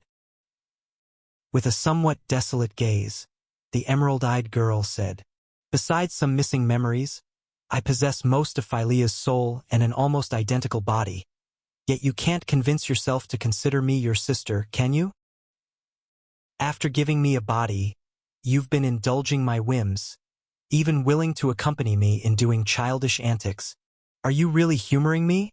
Or are you trying to replicate the original Philea?" Seeing Prince Andrei remain silent and just focus on painting, the emerald-eyed girl couldn't help but bite her lower lip as she asked her final question. "Brother Andrei, can you tell me, if it were the real Philea who was captured, would you have ordered the attack that day?" scratch, snap. Upon hearing this question, Andre paused slightly in his drafting, causing the tip of his charcoal pencil to snap. That would probably be no. With almost no hesitation, this rather cold answer emerged from Prince Andre's heart. To him, the real Phylea had long been dead, leaving only a core made from Phylea's brain and soul. Even if he had helped reshape her body and treated her as if she were the real Phylea, insisting on calling her Phylea rather than Adiphi-01, it could not change this fact. The real Phylea had long been dead. Didn't we just agree not to talk about that incident again? After replacing his charcoal pencil with a new one, Prince Andre continued to work on the canvas while gently comforting. Phylea, please stop this. This time is different from before. I can finish your painting soon. And after it's done? The emerald-eyed girl said softly. After it's done, what will be different? It will be different. Without looking up, Prince Andre replied. Once I'm sure I can capture your soul in the painting, I will add you to the Royal Palace Night Banquet. Then we can both stay inside the painting together. Is it staying in the painting, or being trapped in it? Seeing Prince Andre pause his strokes once more and look up in surprise, the emerald-eyed girl bit her lips and said, though I'm not familiar with soul encoding technology, I do know some of the soul research from Zone 01. The body is the vessel for the soul, and the soul is the most reliable carrier of will and wisdom. Even though you painted the Royal Palace Night Banquet, the people within it aren't fake. Except for being unaware that they're within a painting and needing to follow certain rules, they are no different from people in reality. They all have souls. Brother Andre, when I looked at the Phylea being held by Mother in that Royal Palace Night Banquet, she was the only one who was still throughout the painting. What you're trying to do now is to draw my soul into it, using my fake sister's soul and existence to bring your painted real sister to life. Am I right? Phylea, you're overthinking. Prince Andre closed his eyes at her words, then resumed painting, saying calmly while shaking his head. There's no real or fake sister. She is the true Phylea, and you are the true Phylea. She is you and you are her. It's just that both of you are currently incomplete. Once I draw you in, she can truly awaken in that world, and you too can lie carefree in our mother's arms just like her. Isn't that good? It's not good. Biting her lower lip, the emerald-eyed girl said with full disappointment. Even if I'm not the real Phylea, I have the same soul and body as her, but she's just a false painting. You simply want to kill me and use my soul to bring back a Phylea you imagined. She's not imagined. She truly exists. Continuing his work on the canvas without looking up, Andre explained patiently with a calm expression. Though the space is smaller, it is indeed a real world, just like the one we're currently in, with people inside also possessing souls and bodies. They're real, just existing in a different manner compared to the people in this world. And I'm not killing you by doing this. I'm just letting you in this world fall asleep and waking you up in that world. Did you forget? I'm planning to draw myself in too. Would I kill myself? Andre, you really have gone mad. Seeing that no matter what she said, Prince Andre remained stubborn, the emerald-eyed girl shouted angrily in despair. That maniac was right. You're nothing but a clown, a giant infant who can't face his own faults, seeking solace in a created false world of your own making. You, With a gesture made in the air, he sealed Phylea's mouth from a distance, veins bulging at his forehead. Prince Andre took a few deep breaths to calm his tumultuous emotions, then said emotionlessly, the true Phylea would never say such things. It seems these days with him have influenced you greatly. But it's okay. With his current ability, he can never escape the Royal Palace Night Banquet. And once I finish this, I'll take care of him so he can't continue corrupting you. You'll have plenty of time to amend. Phylea, though you might think I'm crazy now, once you and I awaken in that world with our true identities, you'll immediately understand that I am the one who... Rip. At the sound of fabric tearing from behind, Prince Andre's emerald pupils contracted instantly. Gripping the brush, he turned sharply to find a bright silver knife tip protruding from his suspended painting, Royal Palace Night Banquet. How could this be? Staring at the tip of a knife struggling to cut horizontally from inside the Royal Evening Banquet, Prince Andrei was shocked. Without thinking about how Leon managed to break open the fragment of the world, he lunged forward to grab the frame with both hands, trying to forcibly push the knife tip back. No matter how much strength he poured in, the gap cut in the canvas continued to grow uncontrollably larger. A hand reached out from inside, gripping the edge of the opening. Tear! Accompanied by a horrid tear, the canvas, unable to withstand the contest of strength, split downwards along the gap cut by the cutting silver dagger, opening a 40-centimeter-long tear. As the knife tip sliced through the edge of the canvas, completely severing the painting, a figure both Andrei and Philea were familiar with suddenly rolled out from the opening, then unhesitatingly turned and slashed the airborne Royal Evening Banquet into two. No! Seeing the Royal Evening Banquet, cut in half and completely robbed of its vitality, Prince Andrei felt a chill run through his entire body, his whole being frozen in the pose of holding the painting frame, standing there in a daze. Immediately after, as if a prison door had been opened, the warm and joyful scene of the Royal Evening Banquet faded, replaced by one shattered soul after another rushing out from the canvas, fleeing in all directions. It's over. Everything is over. Watching those familiar souls rushing out from the canvas and escaping, Prince Andrei instinctively raised his hand, subconsciously wanting to grasp something, but in the end, he let his arm droop powerlessly, abandoning this futile attempt. The world fragment he obtained from the Slaughter King Association had already become one with the entire Royal Evening Banquet. Since the Royal Evening Banquet had been broken with no way to repair it, the fate of those souls no longer mattered to him. His dreams and expectations had completely shattered, with no chance of realization.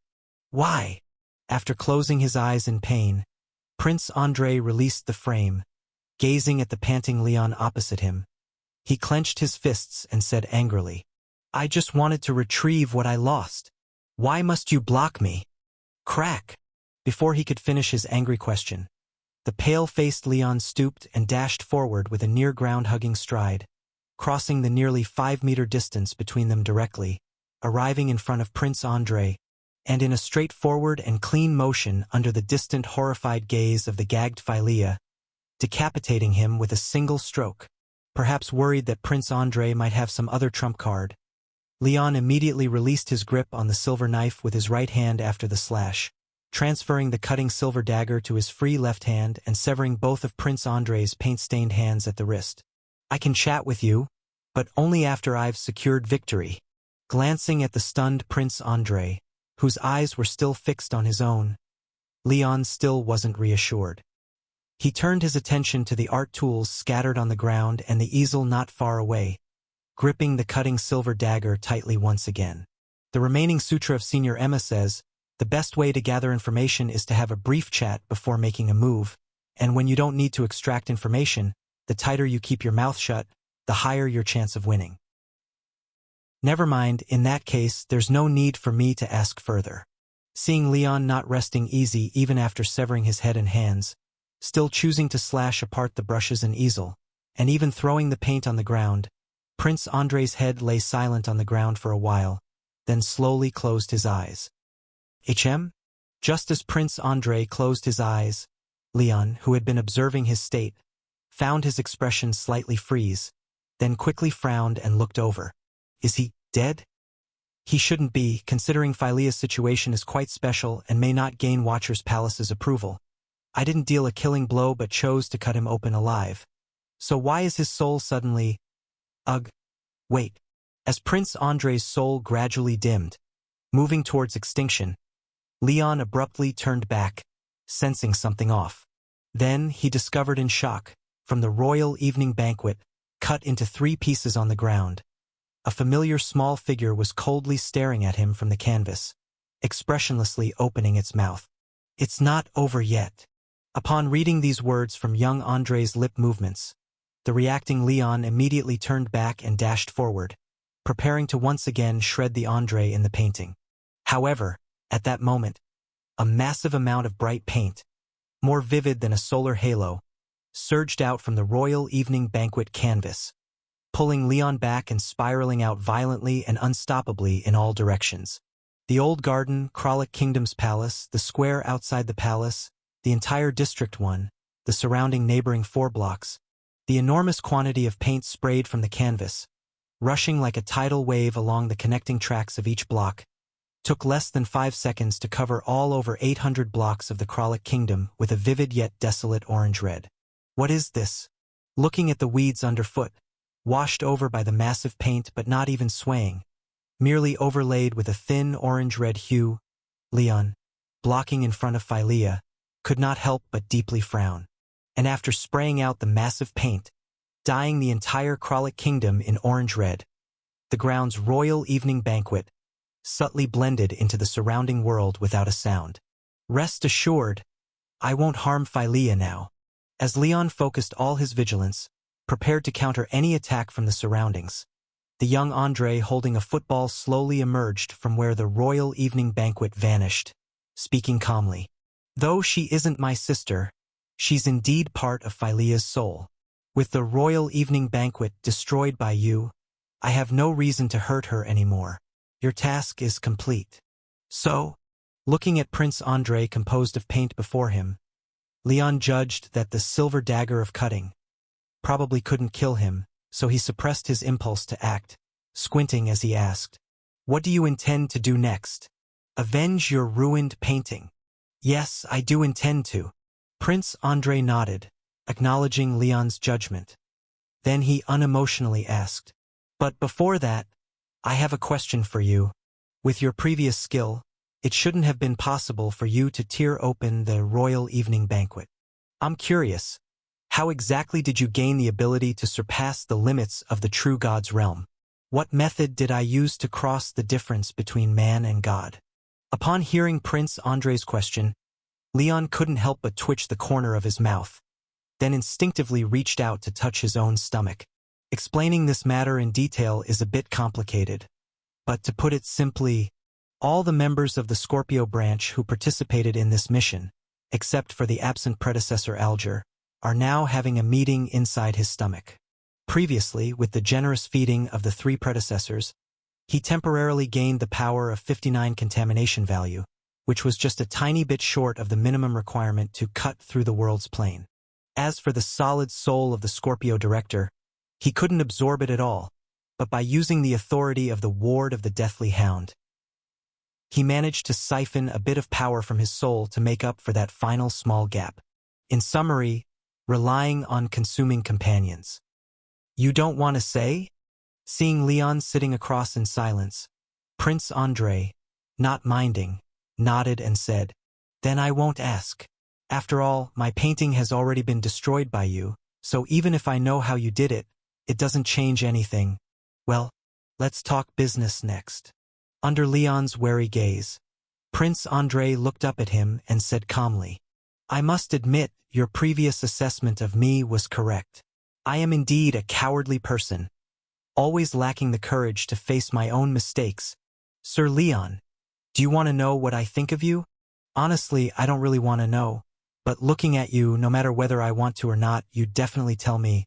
Looking at Prince Andre, who was staring intently at him, his emerald eyes devoid of hatred and anger, only filled with some kind of resolution, Leon couldn't help but sigh inwardly and replied, "Go ahead. What do you think of me? Greedy. In my eyes, you are a very, very, very greedy person." Seeing Leon's somewhat surprised expression, Prince Andre, who had repeated greedy 3 times, calmly explained, "I had Adify control 6 royal corps to besiege the palace. Facing the organized elite corps, not knowing what other cards I had, you still chose to expend extra power to stun all the soldiers without killing a single one. Later, when attacking the No. 1 research zone and destroying the Mechanical Intelligence Corps, you knew you might face the Scorpio director, yet you chose to enter Cooling Lake alone without bringing Alger, an important combat force level 1 cleaner, instead letting him act alone to take the opportunity to rescue people at No. 1 research zone. From these 2 responses, it's not hard to see you are very, very, very greedy, willing to take many unnecessary risks for a perfect completion. almost unwilling to accept any loss or trade. Or to put it another way, you are a kind-hearted person. After rattling off a lot and handing a kind person card, Prince Andrei continued to analyze slowly. You detest involving the innocent and are accustomed to respecting life. I guess in your mind, you probably have a set of very special beliefs, different from other cleanup bureau cleaners, possibly even most people. Lastly, you're fanatical about your beliefs with the stubbornness of a zealot. When you deem something right and judge you can bear the consequences, you'll immediately act. I even have a faint feeling if the correctness is high enough, even if you judge you cannot bear the consequences, but if it's worth it, you'd still attempt to achieve it. To you, your life is important, but sometimes not so important. You are not afraid to put your life on a balanced scale. Sir Leon, is my assessment accurate? Though not entirely correct, it seems not wrong either. After hearing Prince Andrei's lengthy analysis, Leon couldn't help but cough dryly, feeling a bit embarrassed by the praise. Not fearing death is true, after all, he currently occupies the spot left by the Ward of the Deathly Hound. Holding its authority, should he die, the realm of the dead would definitely take him to guard their gates. So even if all three of his undying bodies were broken, the worst-case scenario would be an early death, becoming the gatekeeper of the dead realm, which, though not a good ending, isn't too hard to accept. Seems my assessment is quite accurate. After waiting a while without seeing Leon refute, Prince Andrei chuckled softly, then with a calm expression said, "For someone like you, if directly killed, it's likely you wouldn't feel much pain, only regret for not achieving your best. Death to someone like you might not even be considered punishment. So if I were to seek revenge on you, I'd have to destroy your beliefs, force you to betray what you've always believed in, truly hurt your heart, making you feel the deep pain as I do, watching what you pursued torn apart right in front of you." Sir Leon listened carefully, after delivering an extreme, melodramatic revenge declaration. In the world turned orange-red, Prince Andrei sat cross-legged, gazing coldly at Leon, saying, "What you now face, other than Royal Evening Banquet, is the artwork I'm most satisfied with, titled Kralik Under the Sunset. This painting has absorbed the world fragments from Royal Evening Banquet, completing its erosion of the entire Kralik kingdom. Next, the setting sun already fallen in this painting will rise again from the horizon, then continue to approach the entire Kralik kingdom until the two align, burning everything entirely." Seemingly to prove his words wasn't false, Prince Andrei gestured behind him, and on the distant horizon, the sun, with just one arc edge above the ground, indeed climbed upwards slightly.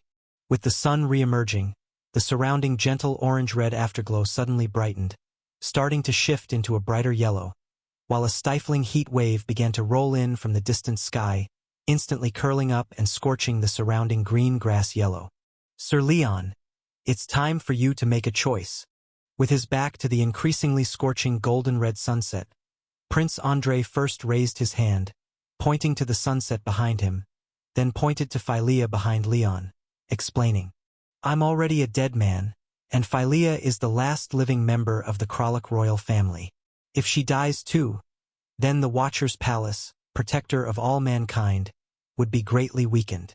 If you still wish to fulfill the mission of protecting mankind, you must keep her alive. But if you wish the sun to stop, avoiding the burning death of the 1.3 million people in this painting, you'll have to give her body to me." After explaining the game rules, seeing the somewhat dazed Leon before him, Prince Andrei's lips curled slightly, his eyes full of delight, saying, "Sir Leon, it'll take me about an hour to fully finish painting this huge sun, so you have an hour to slowly consider your choice. Fine, take her."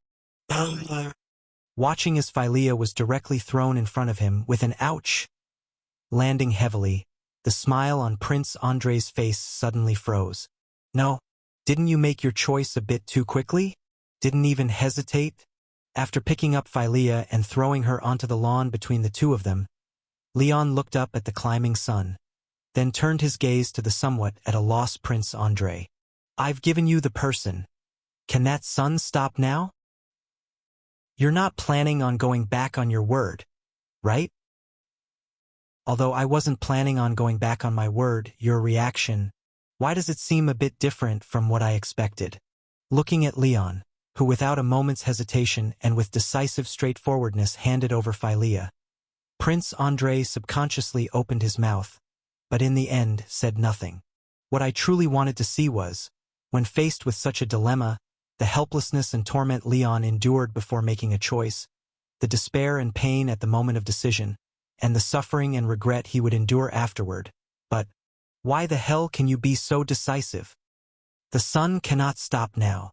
Glancing at Philea, also stupefied on the ground, and guessing that Leon might just be holding on, Prince Andrei gritted his teeth and said, "The condition I mentioned earlier was not for you to hand over Philea, but to hand over her corpse, so you wait a moment."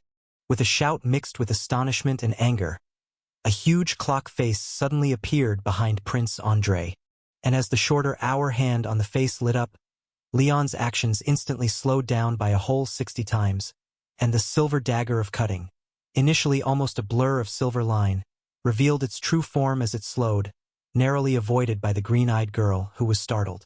He really made a move.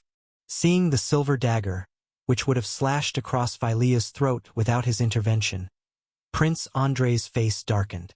Why? Releasing the effect of the scepter of time, Prince Andrei asked in a low voice while looking at Leon, who still maintained a calm demeanor. "Do you really believe that I would undoubtedly intervene to save her? It's not that I think you'd save her, it's that you got it wrong from the start." Retrieving this silver dagger of cutting, and feeling a sense of relief himself, Leon replied with an odd expression. "It's not that I trusted you to save her, but the choice you offered me doesn't make much difference regardless of what I choose.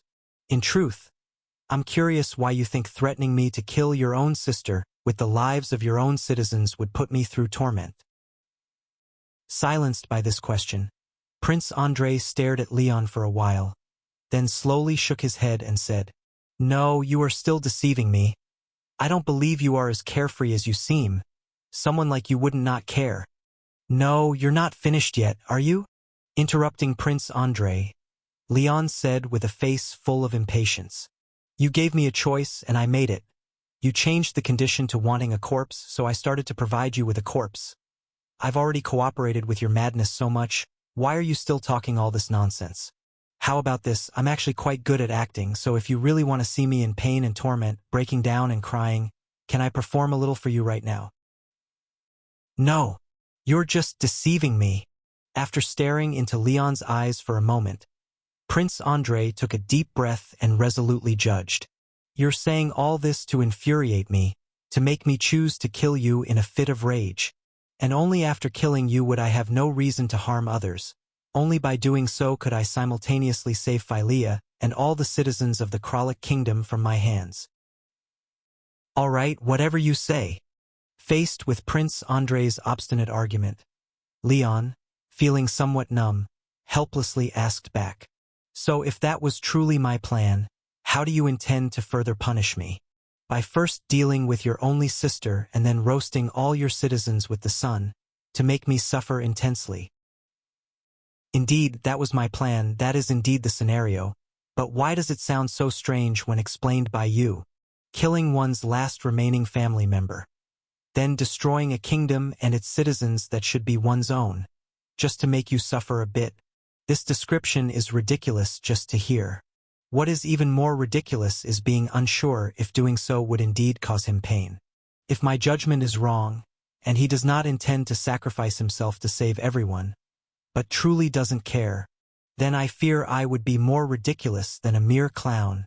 Through Leon's description, and with a touch of normal human thinking clearing the logic, Prince Andrei, bursting with anger and ready to abandon everything to retaliate against Leon, became entirely stuck in awkwardness. Doing nothing, clown. Doing something, still a clown. Doing it wrong, clown of clowns. It seems my life no longer has a second option, since after Leon spoke those words, regardless of what I do now, the ultimate destination seems to lead to the same inevitable conclusion. Clown. Honestly, why don't you just concede? Seeing the lost expression twisted on Prince Andrei's face, Leon pondered for a moment before tentatively advising. Your painting was cut by me. Those fake parents made with remnants of souls can certainly no longer be found. But I do have some connections in the realm of the dead and know quite a few people there. Maybe I could arrange for you to meet your real departed parents once more. Upon hearing Leon's words, Prince Andrei's eyes widened suddenly. You? What did you say? I said, if you choose to surrender now, I might be able to allow you to meet your deceased parents once more. Recalling some information about the realm of the dead, Leon continued to explain. In the realm of the dead, there's a place called the City of Regret, where souls with regrets and guilt too intense to move forward in afterlife temporarily reside until they resolve their regrets or are forgotten by all living. Considering your family situation, their regrets and guilt are certainly extremely strong, and many who have met them still remember them, so they are likely waiting for you there in the City of Regret. Finishing his explanation of the City of Regret, Leon glanced at the trembling Prince Andrei and walked slowly towards him, extending his right hand.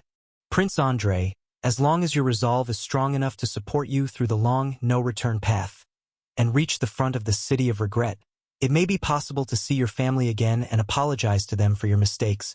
So, are you interested in my proposal? I. Faced with the right hand extended by Leon, the 7- or 8-year-old Andrei Prince showed a timid expression and unconsciously took half a step back, then frantically shook his head. I'm not going. They definitely won't forgive me. Of course. Isn't that obvious? Leon, maintaining his extended hand, retorted with a face full of exasperation. Take a good look at all the crap you've done over the years. Who in the world would freaking forgive you? Honestly, if I were your dad, the regret I'd leave in the City of Regret wouldn't be a misunderstanding between us, but more like why did I ever bring you into this world? They'd have to be crazy to forgive you. Wait, are you even trying to convince me? Originally hoping to receive some consolation from Leon, to hear something like, parents will never blame their kids, Andrei Prince instead got hit with a brutal sarcasm that doubled the heartbreak. His already fragile state of mind was shattered by a verbal sucker punch, trembling with fear as he shook his head desperately. No, I don't want to go to the realm of the dead, or the City of Regret. They won't forgive me. So then I... Smack! After delivering a swift slap to the young prince's face, Leon casually wiped off the grease paint on his hand and told the stunned Andrei Prince with a huff. Could you stop making a scene? No one's obligated to forgive you. The reason I suggest you apologize isn't to make your parents feel better. It's to help you feel a bit less miserable. You, like the persona you've painted for yourself now, are just an overgrown man-child. Looking at the boy prince clutching his face, Leon sneered. Being an adult isn't marked by height or a beard, but by stepping out from your parents' shadow, starting to take responsibility on your own, facing and accepting your mistakes. Even though you're older than me, you've been so well protected that you've hardly faced any challenges, which leaves your mindset still stuck at a juvenile level. I'm not. Smack. Don't be stubborn.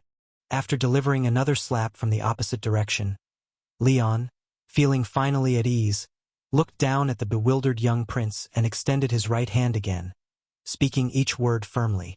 If you really think you're not, then grab my hand and prove it to me. I'm afraid to go. After getting slapped twice, Andrei Prince's mental age seemed to regress back to his body's 8 years. He turned his head away, unable to look Leon in the eye, whispering while tears welled up.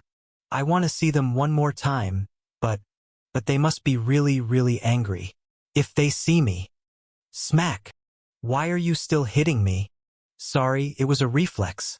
After wiping the grease paint on his clothes, Leon gazed at Andrei Prince and asked, so what if they don't forgive you? How much worse could things get? After all, you're already dead. Even if they're mad, they can't kill you twice. At most, they just scold or hit you a bit, but you get to see them with your own eyes after all these years, talk to them, maybe even get held in their arms again.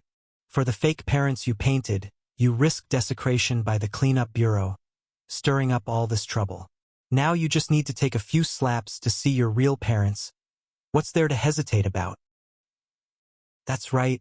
Compared to seeing them again, what's there to hesitate over? After hearing Leon's words, Andre Prince bit his lip tightly, trembling as he raised his 8-year-old hand tentatively towards Leon's palm.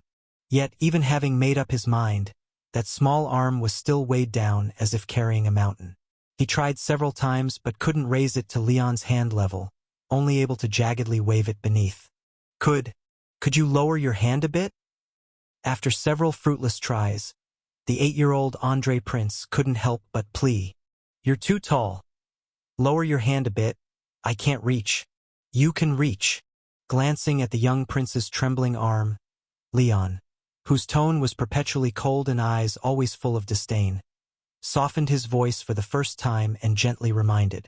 Andre, the path you're about to take can't be helped by anyone.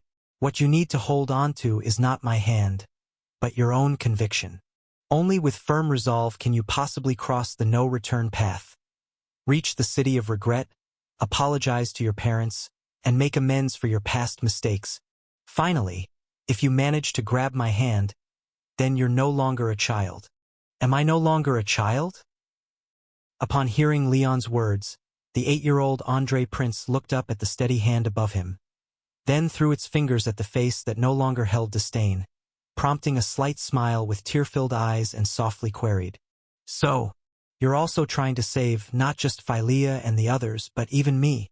I haven't saved you. Leon shook his head. I'm merely telling you that besides this dead end, there's another path you can take, and whether to walk it is your choice. Besides, you're not being saved by anyone, you're merely learning not to always run away, but to face things head-on with courage. Avoidance. Facing it. After Leon's words, Andre Prince's trembling hand finally steadied, reaching upwards silently and placing itself into the warm, steady palm that then gripped it tightly. Good. After grasping the tiny hand that belonged to the 8-year-old child forged by grease paint, Leon's face showed approval for the first time, all while muttering a silent salute to the trustworthy older brother within him. In helping Andre Prince regress to his 8-year-old state, his bronze-level Good Brother badge performed miracles beyond imagination. Without this assurance, things might have turned disastrously. There's no such thing as a worthless badge, only treasures whose potential hasn't been realized. Reminding himself never to underestimate any badge's power, and with his golden-tiered master performer, Leon held onto Andre's increasingly stable hand, gently asking, I'll ask one last time, are you ready? Though no longer guarded against assaults on his soul, Leon, instead of seizing the chance to subdue him, gently asked if Andre was ready, to which Andre Prince nodded gratefully, declaring with resolute eyes, I'm ready. All right. With an affirmative answer, Leon then utilized the authority of the three-headed canine deity to establish a connection with the gate of the deceased, clutching Andre Prince's soul and pulling it out. Let's go. After extracting Andre Prince's soul from Kralik under the sunset, Leon opened the pathway to the gate of the deceased while kindly warning, when you get there, make sure never to mention knowing me. If anyone suspects anything, and wonders why you have my aura, just say I was the one who killed you, and there's bad blood between us. Okay. Wait, what? What's that about? Didn't you say you had connections there, and plenty of acquaintances? Sigh. Just as Leon grabbed the bewildered soul of Prince Andre, preparing to send him to the gate of the deceased, a somewhat regretful sigh suddenly arose from the depths of Andre's soul. As expected, not completely trusting you was the right choice. Hearing this familiar sigh, Prince Andre's pupils abruptly contracted, and he asked in a mix of shock and anger, White Snake, what have you done to my soul?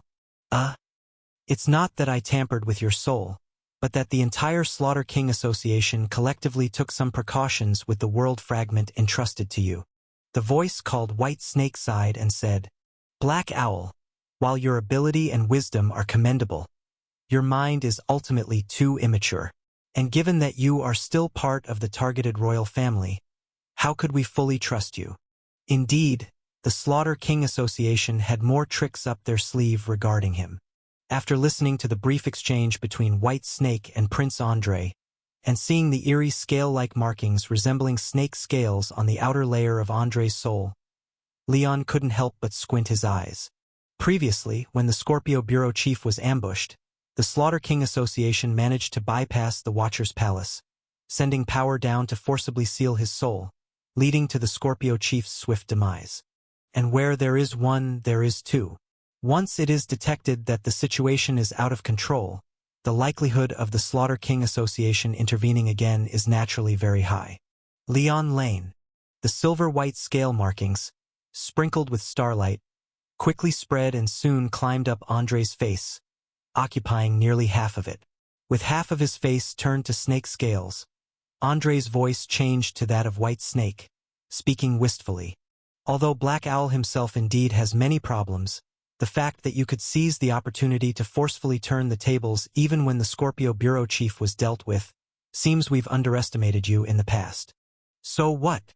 With his hands tightly gripping Andre's soul, the shadow of the three-headed canine deity faintly appearing behind him, Leon squinted and asked, Andre's soul is now in my grasp, ready to be sent into the gate of the deceased at any moment. What are you going to do to stop me? You've misunderstood. I have no intention of rescuing Black Owl. Upon hearing Leon's words, Prince Andre shook his head and said calmly, To us, he is only an auxiliary member, just like that Aquarius director of your cleanup bureau. He is not aligned with us, so there's no need for me to save him. What I need to do now is to enforce the constraints he and Xue Xiao signed upon joining the Slaughter King Association, ensuring that no royal bloodline can leave Kralik Kingdom alive. Constraints? Leon was slightly stunned upon hearing this, then suddenly seemed to realize something and quickly turned his head to look. Sure enough, the emerald-eyed girl, who had been silent for a long time, was trembling and crouched on the ground. Not only were her arms covered with black raven feathers, but even her mouth had formed into a shiny, black bird's beak. Constraint 1. As long as the Kralik Kingdom exists, you may never leave. Violators will have their spirit and flesh obliterated. As Prince Andre recited, the foreheads of the two siblings simultaneously cracked open, and a drop of golden-red blood rolled down from the cracks in their brows. Constraint 2. You must never bear offspring, and the bloodline inheritance must be severed. Violators will have their spirit and flesh obliterated. As Prince Andre raised his second finger, a second fine crack opened on the siblings' foreheads, pushing out a pale pink drop of blood again. Constraint 3. No member of the Kralik royal family shall be captured by the Cleanup Bureau and removed from Kralik Kingdom. Violators will have their spirit and flesh obliterated. As the third crack appeared on the siblings' foreheads and the deep gray drop of blood floated up, Prince Andre raised 3 fingers and said calmly, Ladies and gentlemen, in my judgment, it is now time to trigger Constraint 3. No! As White Snake announced this calmly, Prince Andre's soul surged, then regained control of half his face, angrily shouting, No one has been taken out of Kralik Kingdom. I did not breach the contract. You are the ones who have breached it. But this matter is inevitably going to happen. The other half of Prince Andre said calmly, You always misunderstood one thing. The trigger condition for the constraints is not your understanding of having already happened. Once this matter is about to happen, we already have the right to invoke the constraint. Moreover, if you insist on accounting for breaches, you were the first to breach. After obtaining the world fragment, you drew most of your soul into the painting blending with the world fragment. You merely retained consciousness and flesh in Kralik Kingdom and a small part of the soul within the scope of ordinary people, trying to free yourself from the constraints you set. This is already a betrayal. No, you are.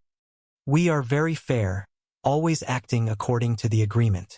Even though you were the first to breach, we didn't immediately penalize you.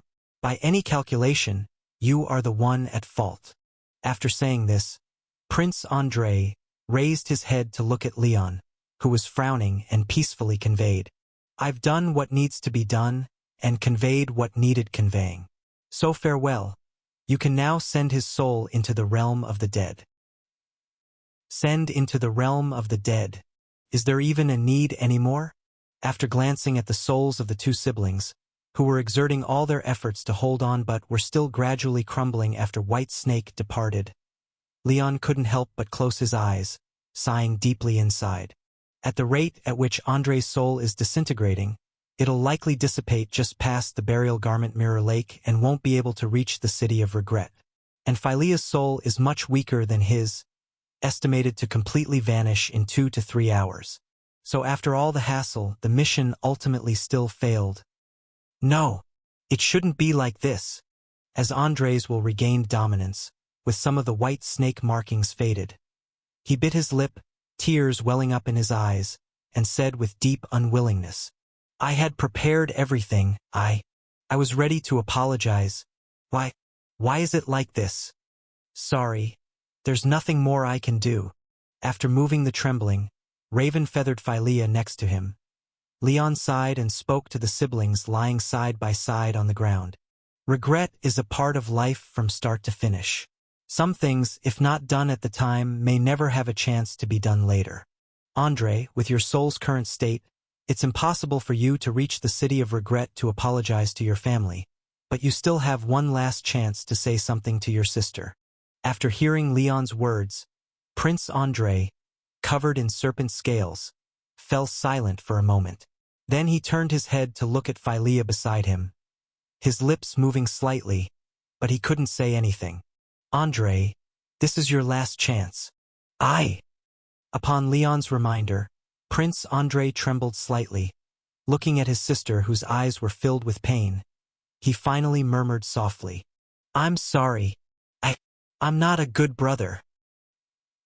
Philea, with an expression full of pain, turned her face gently to glance at him, then shook her head, reaching out with a quivering arm covered in crow feathers to lightly place it on his shoulder. Though she said nothing, it seemed as if she had said everything. Catching her gaze, the tears in Prince Andre's eyes fell instantly, filled with regret as he said, I'm sorry, Philea. I have failed you and everyone else. If only we had not been born in the Kralik Kingdom. Wait. On hearing this, Leon was slightly stunned as if he had grasped something, yet it was vague and unclear. Meanwhile, Prince Andre hugged Philea, who was covered in crow feathers, tightly, sobbing uncontrollably and speaking incoherently. It's all my fault, I was too. If only we weren't born in the royal family, without this cursed bloodline, perhaps our whole family could. Wait a minute.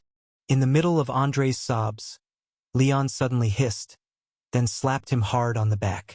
Quick, repeat what you just said. Ha!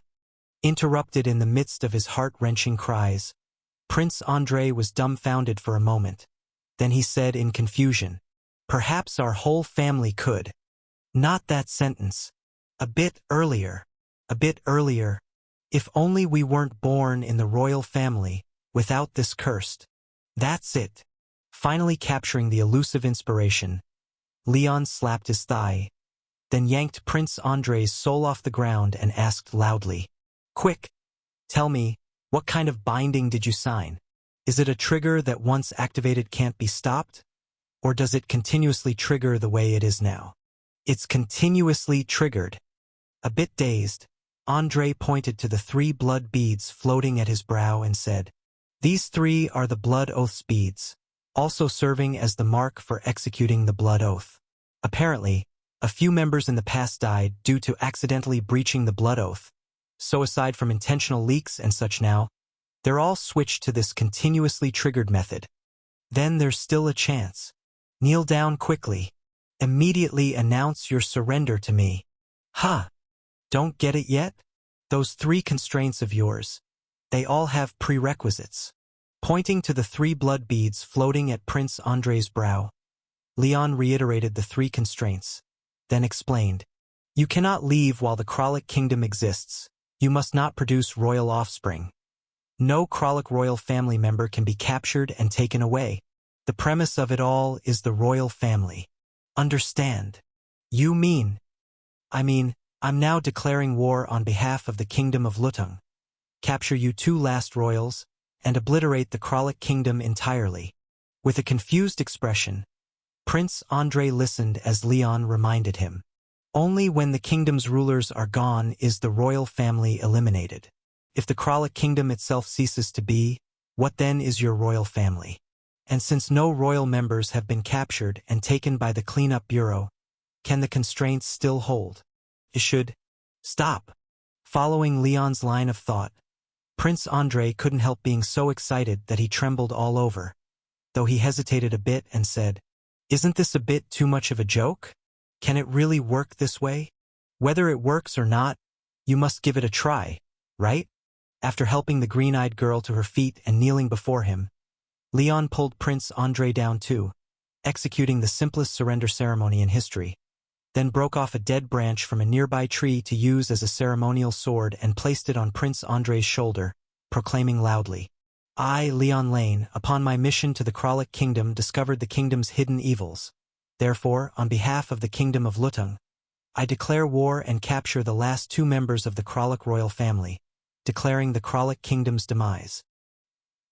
What are you hesitating for? Don't you care about your sister's life? Surrender quickly. I can surrender, but this ceremony is a bit humiliating. Generally speaking, even if I really surrendered, I wouldn't have to bow to you. Seeing Leon urging him to surrender quickly, the corner of Prince Andrei's mouth twitched slightly.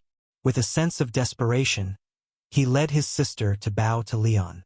I, Andrei, the third prince of the Kralik kingdom, along with the sixth princess Philia, hereby surrender to the person in front, and declare the permanent renunciation of our royal status in the Kralik kingdom. And with Prince Andrei's proclamation, the three-colored blood beads at their brows indeed began to wobble and then visibly start to dissipate. It's working. It actually works. Unexpectedly, with such an absurd method, they managed to circumvent the blood oath, and the dethroned King Andrei couldn't help but stand up excitedly. Yet at this moment, after dispersing halfway, the three-colored blood beads didn't continue to collapse but slowly stopped moving, still quietly rotating, slowly and irresistibly destroying everything about them. Still not working. Huh? Seeing the three-colored blood beads at their brow shrink a bit but still continuously destroying their souls, the expectant looks in Andrei and his sister's eyes dimmed instantly. Indeed, such a ridiculous method couldn't wholly bypass the Slaughter King Association's constraints, merely loosening the grip on their throats a bit, their fate still not changed.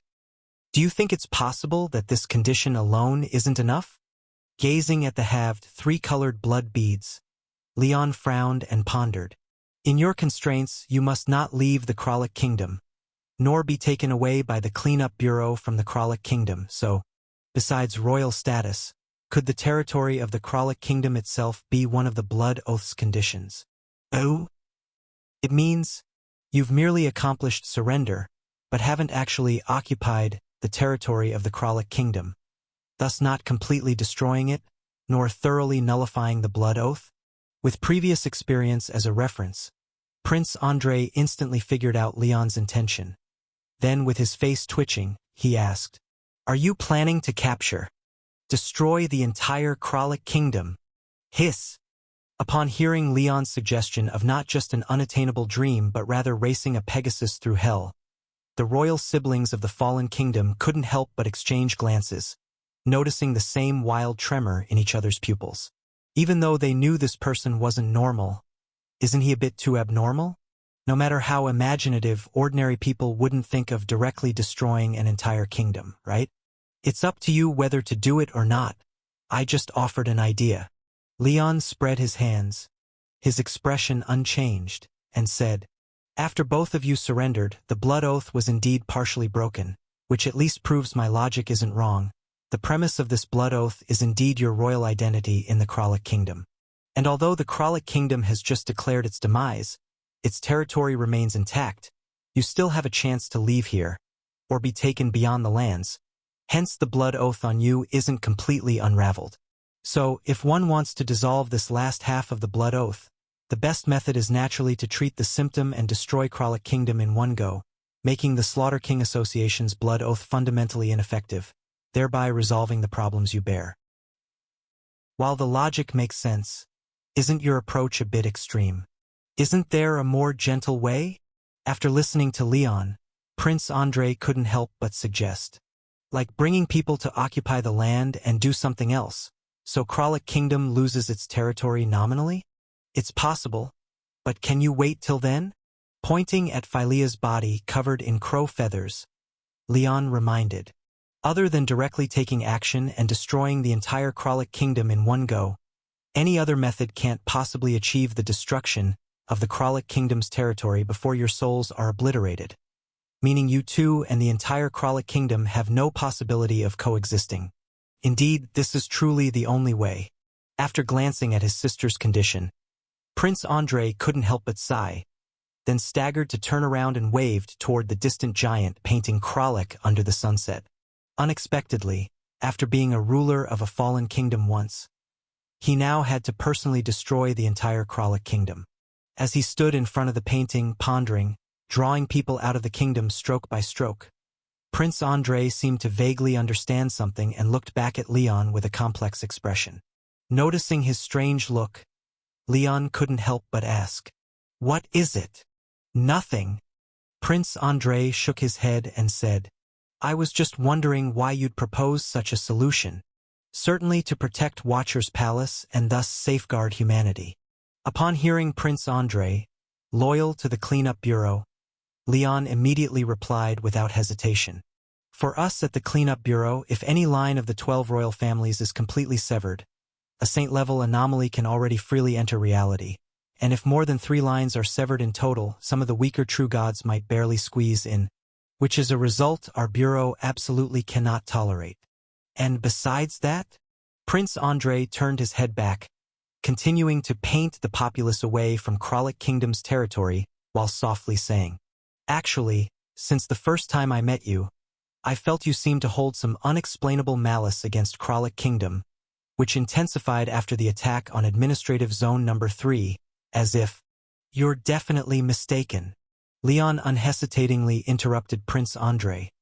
Looking ahead, he explained with an honest face, "I treat all kingdoms equally, without any particular malice toward yours." "All right then." After glancing at Leon's expression, Prince Andrei hesitated for a moment, then didn't say anything more, continuing to prepare for the destruction of Kralik Kingdom with his brush, while Leon standing beside him prompted a subordinate to take the bandit siblings away, giving Prince Andrei a sidelong glance. The man's intuition is truly keen, and indeed he harbors no goodwill toward the extremely abnormal Kralik Kingdom. According to the documents obtained after attacking Administrative Zone Number 3, Kralik Kingdom's actual controlled territory is immense, nearly 400,000 square kilometers, with over 3.7 million people living under their system. Yet apart from the 1.3 million citizens chewing on disgusting vegetable paste daily in Kralik Kingdom's over 800 blocks, the remaining 96% can't truly be called living, merely surviving. Especially the floating crystal mines. In order to extract these things, countless people die each year, and though other types of mines and resource areas aren't as bloody as the floating crystal mines, their conditions aren't significantly better. The prosperity and advancement of Kralik Kingdom are sustained by the blood and flesh sacrifices of those over 3.5 million people, exchanging 96 to 97% of suffering for 3 to 4% of brilliance. Though in most kingdoms, such matters are unavoidable, differing only in degree, Kralik Kingdom is especially egregious, truly taking only the profits and leaving none of the burden. Usually, considering that even the worst order is better than complete chaos, and the Cleanup Bureau would also suffer if a kingdom is directly destroyed, I might think of a more gentle method, proceeding step by step. But now, since this matter is linked to Watcher's Palace, with the grand cause of protecting humanity as reason, naturally, it's time to make a grand gesture, utterly removing this sore spot. It's almost done. After a prolonged depiction, Kralik under the sunset was obliterated by Prince Andrei, transformed into empty Kralik Kingdom after all citizens were safely blown abroad by the wind. Watching the chaotic wilderness outside the painting with countless bewildered small black dots, Prince Andrei let out a slight breath, then under Leon's eager gaze, lifted the heavily dipped brush to press firmly on the far end of the canvas. The glow burst forth. As Prince Andrei used his brush, the edge of the orange-red sunset quietly dissolved into a golden hue, quickly fading away, surprisingly making the sun's brilliance burn more fiercely as the canvas color lightened. When Prince Andrei took out the half-broken knife, vigorously scraped away the heavy background and lightly spread a layer of pale white paint, the once gentle sunset had brightened to the point of dazzling. And throughout Kralik Kingdom's over 800 districts, countless surging flames erupted, lighting everything combustible. Even non-combustible metals began to redden and soften under the furious roasting of the burning white sun. This destructive power, truly impressive. After glancing at the painting depicting the destruction of the Kralik Kingdom, Leon squinted his eyes at the palace's metallic outer walls, glowing fiery red and on the verge of collapsing, silently gauging Prince Andrei's capabilities. Though this was primarily due to using pre-drawn abnormal object scrolls and the effect of world fragment corrosion, Prince Andrei's ability to completely incinerate a city, purely in terms of destructive power, was already on par with some Zodiac Bureau directors. Moreover, observing Prince Andrei's incredible resilience even on the brink of collapse, with a soul contamination value level of at least 60, Leon couldn't help but click his tongue, feeling a slight hint of envy. If he hadn't consumed all his teammates from the Scorpio branch, his current level would just be 12 or 13 points. Though decent compared to an average rookie cleaner, it was ultimately far behind these big shots starting at 60 points. But this state derived from consuming teammates can't persist forever. Once the mission ends, he has to return their souls, and then he'll be back to newbie status. Seems like it's best to ask the director when he returns if there's any way to quickly increase his contamination value.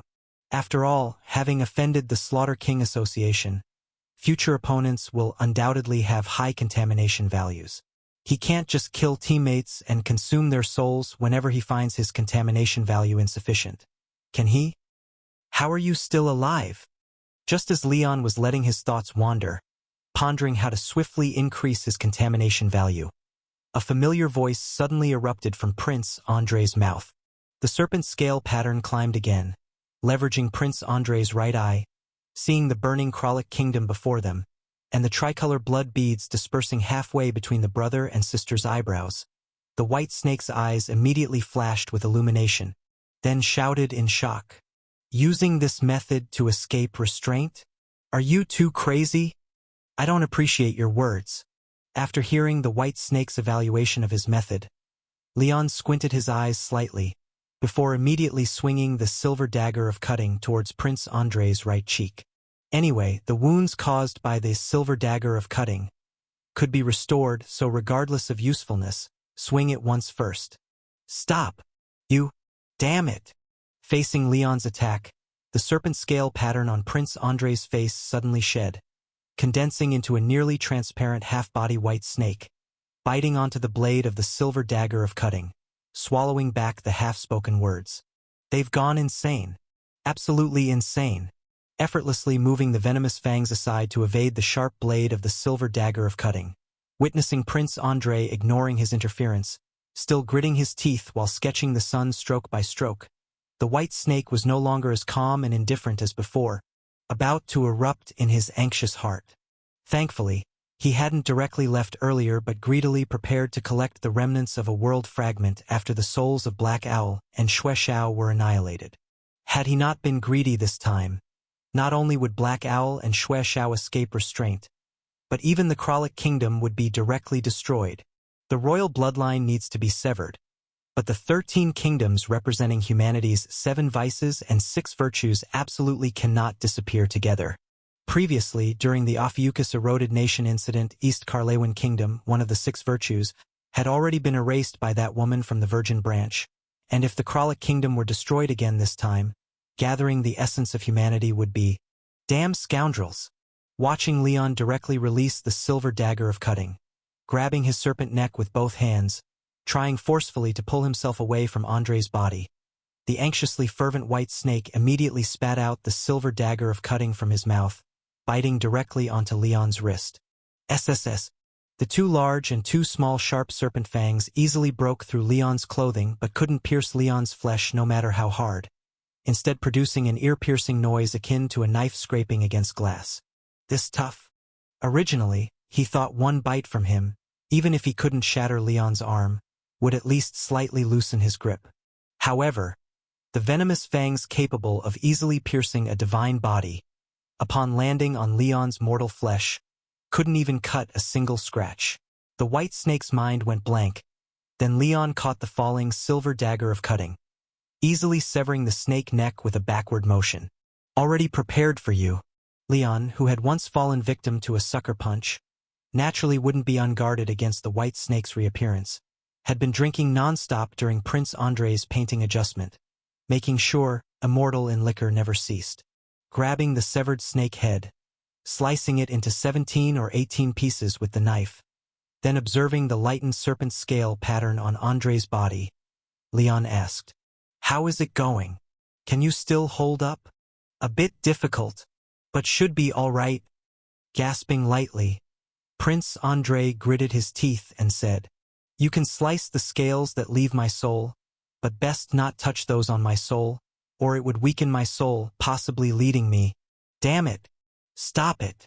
A large number of serpent scales shed from Prince Andrei's limbs, following his neck, completely occupying his face, and the white snake controlled Prince Andrei's face, roaring furiously at Leon. "Stop! You can't do this!" Noting something from the white snake's highly agitated demeanor, Leon's eyes instinctively squinted slightly. His attitude seemed peculiar, as if the source of his anger wasn't the safeguarding of the Kralik royal bloodline but possibly the impending destruction of the Kralik kingdom. Unaware of Leon's fleeting suspicion, the slightly calmer white snake took a deep breath, then solemnly promised Prince Andrei, "Black Owl, all you want is to go to the City of Regret and see your parents once more, right? If you stop now, ensuring the Kralik Kingdom's bloodline is severed, killing this doll made from your sister's soul, I promise to immediately cancel your blood oath and send you to meet them." Upon hearing Andrei, Prince Andrei's hand sketching the sun paused minutely. Seeing his persuasion beginning to work, the white snake gleefully pressed on. "Right, just stop. I will certainly keep my word. Not just seeing them once, we also have people amongst the overlords of the dead realm.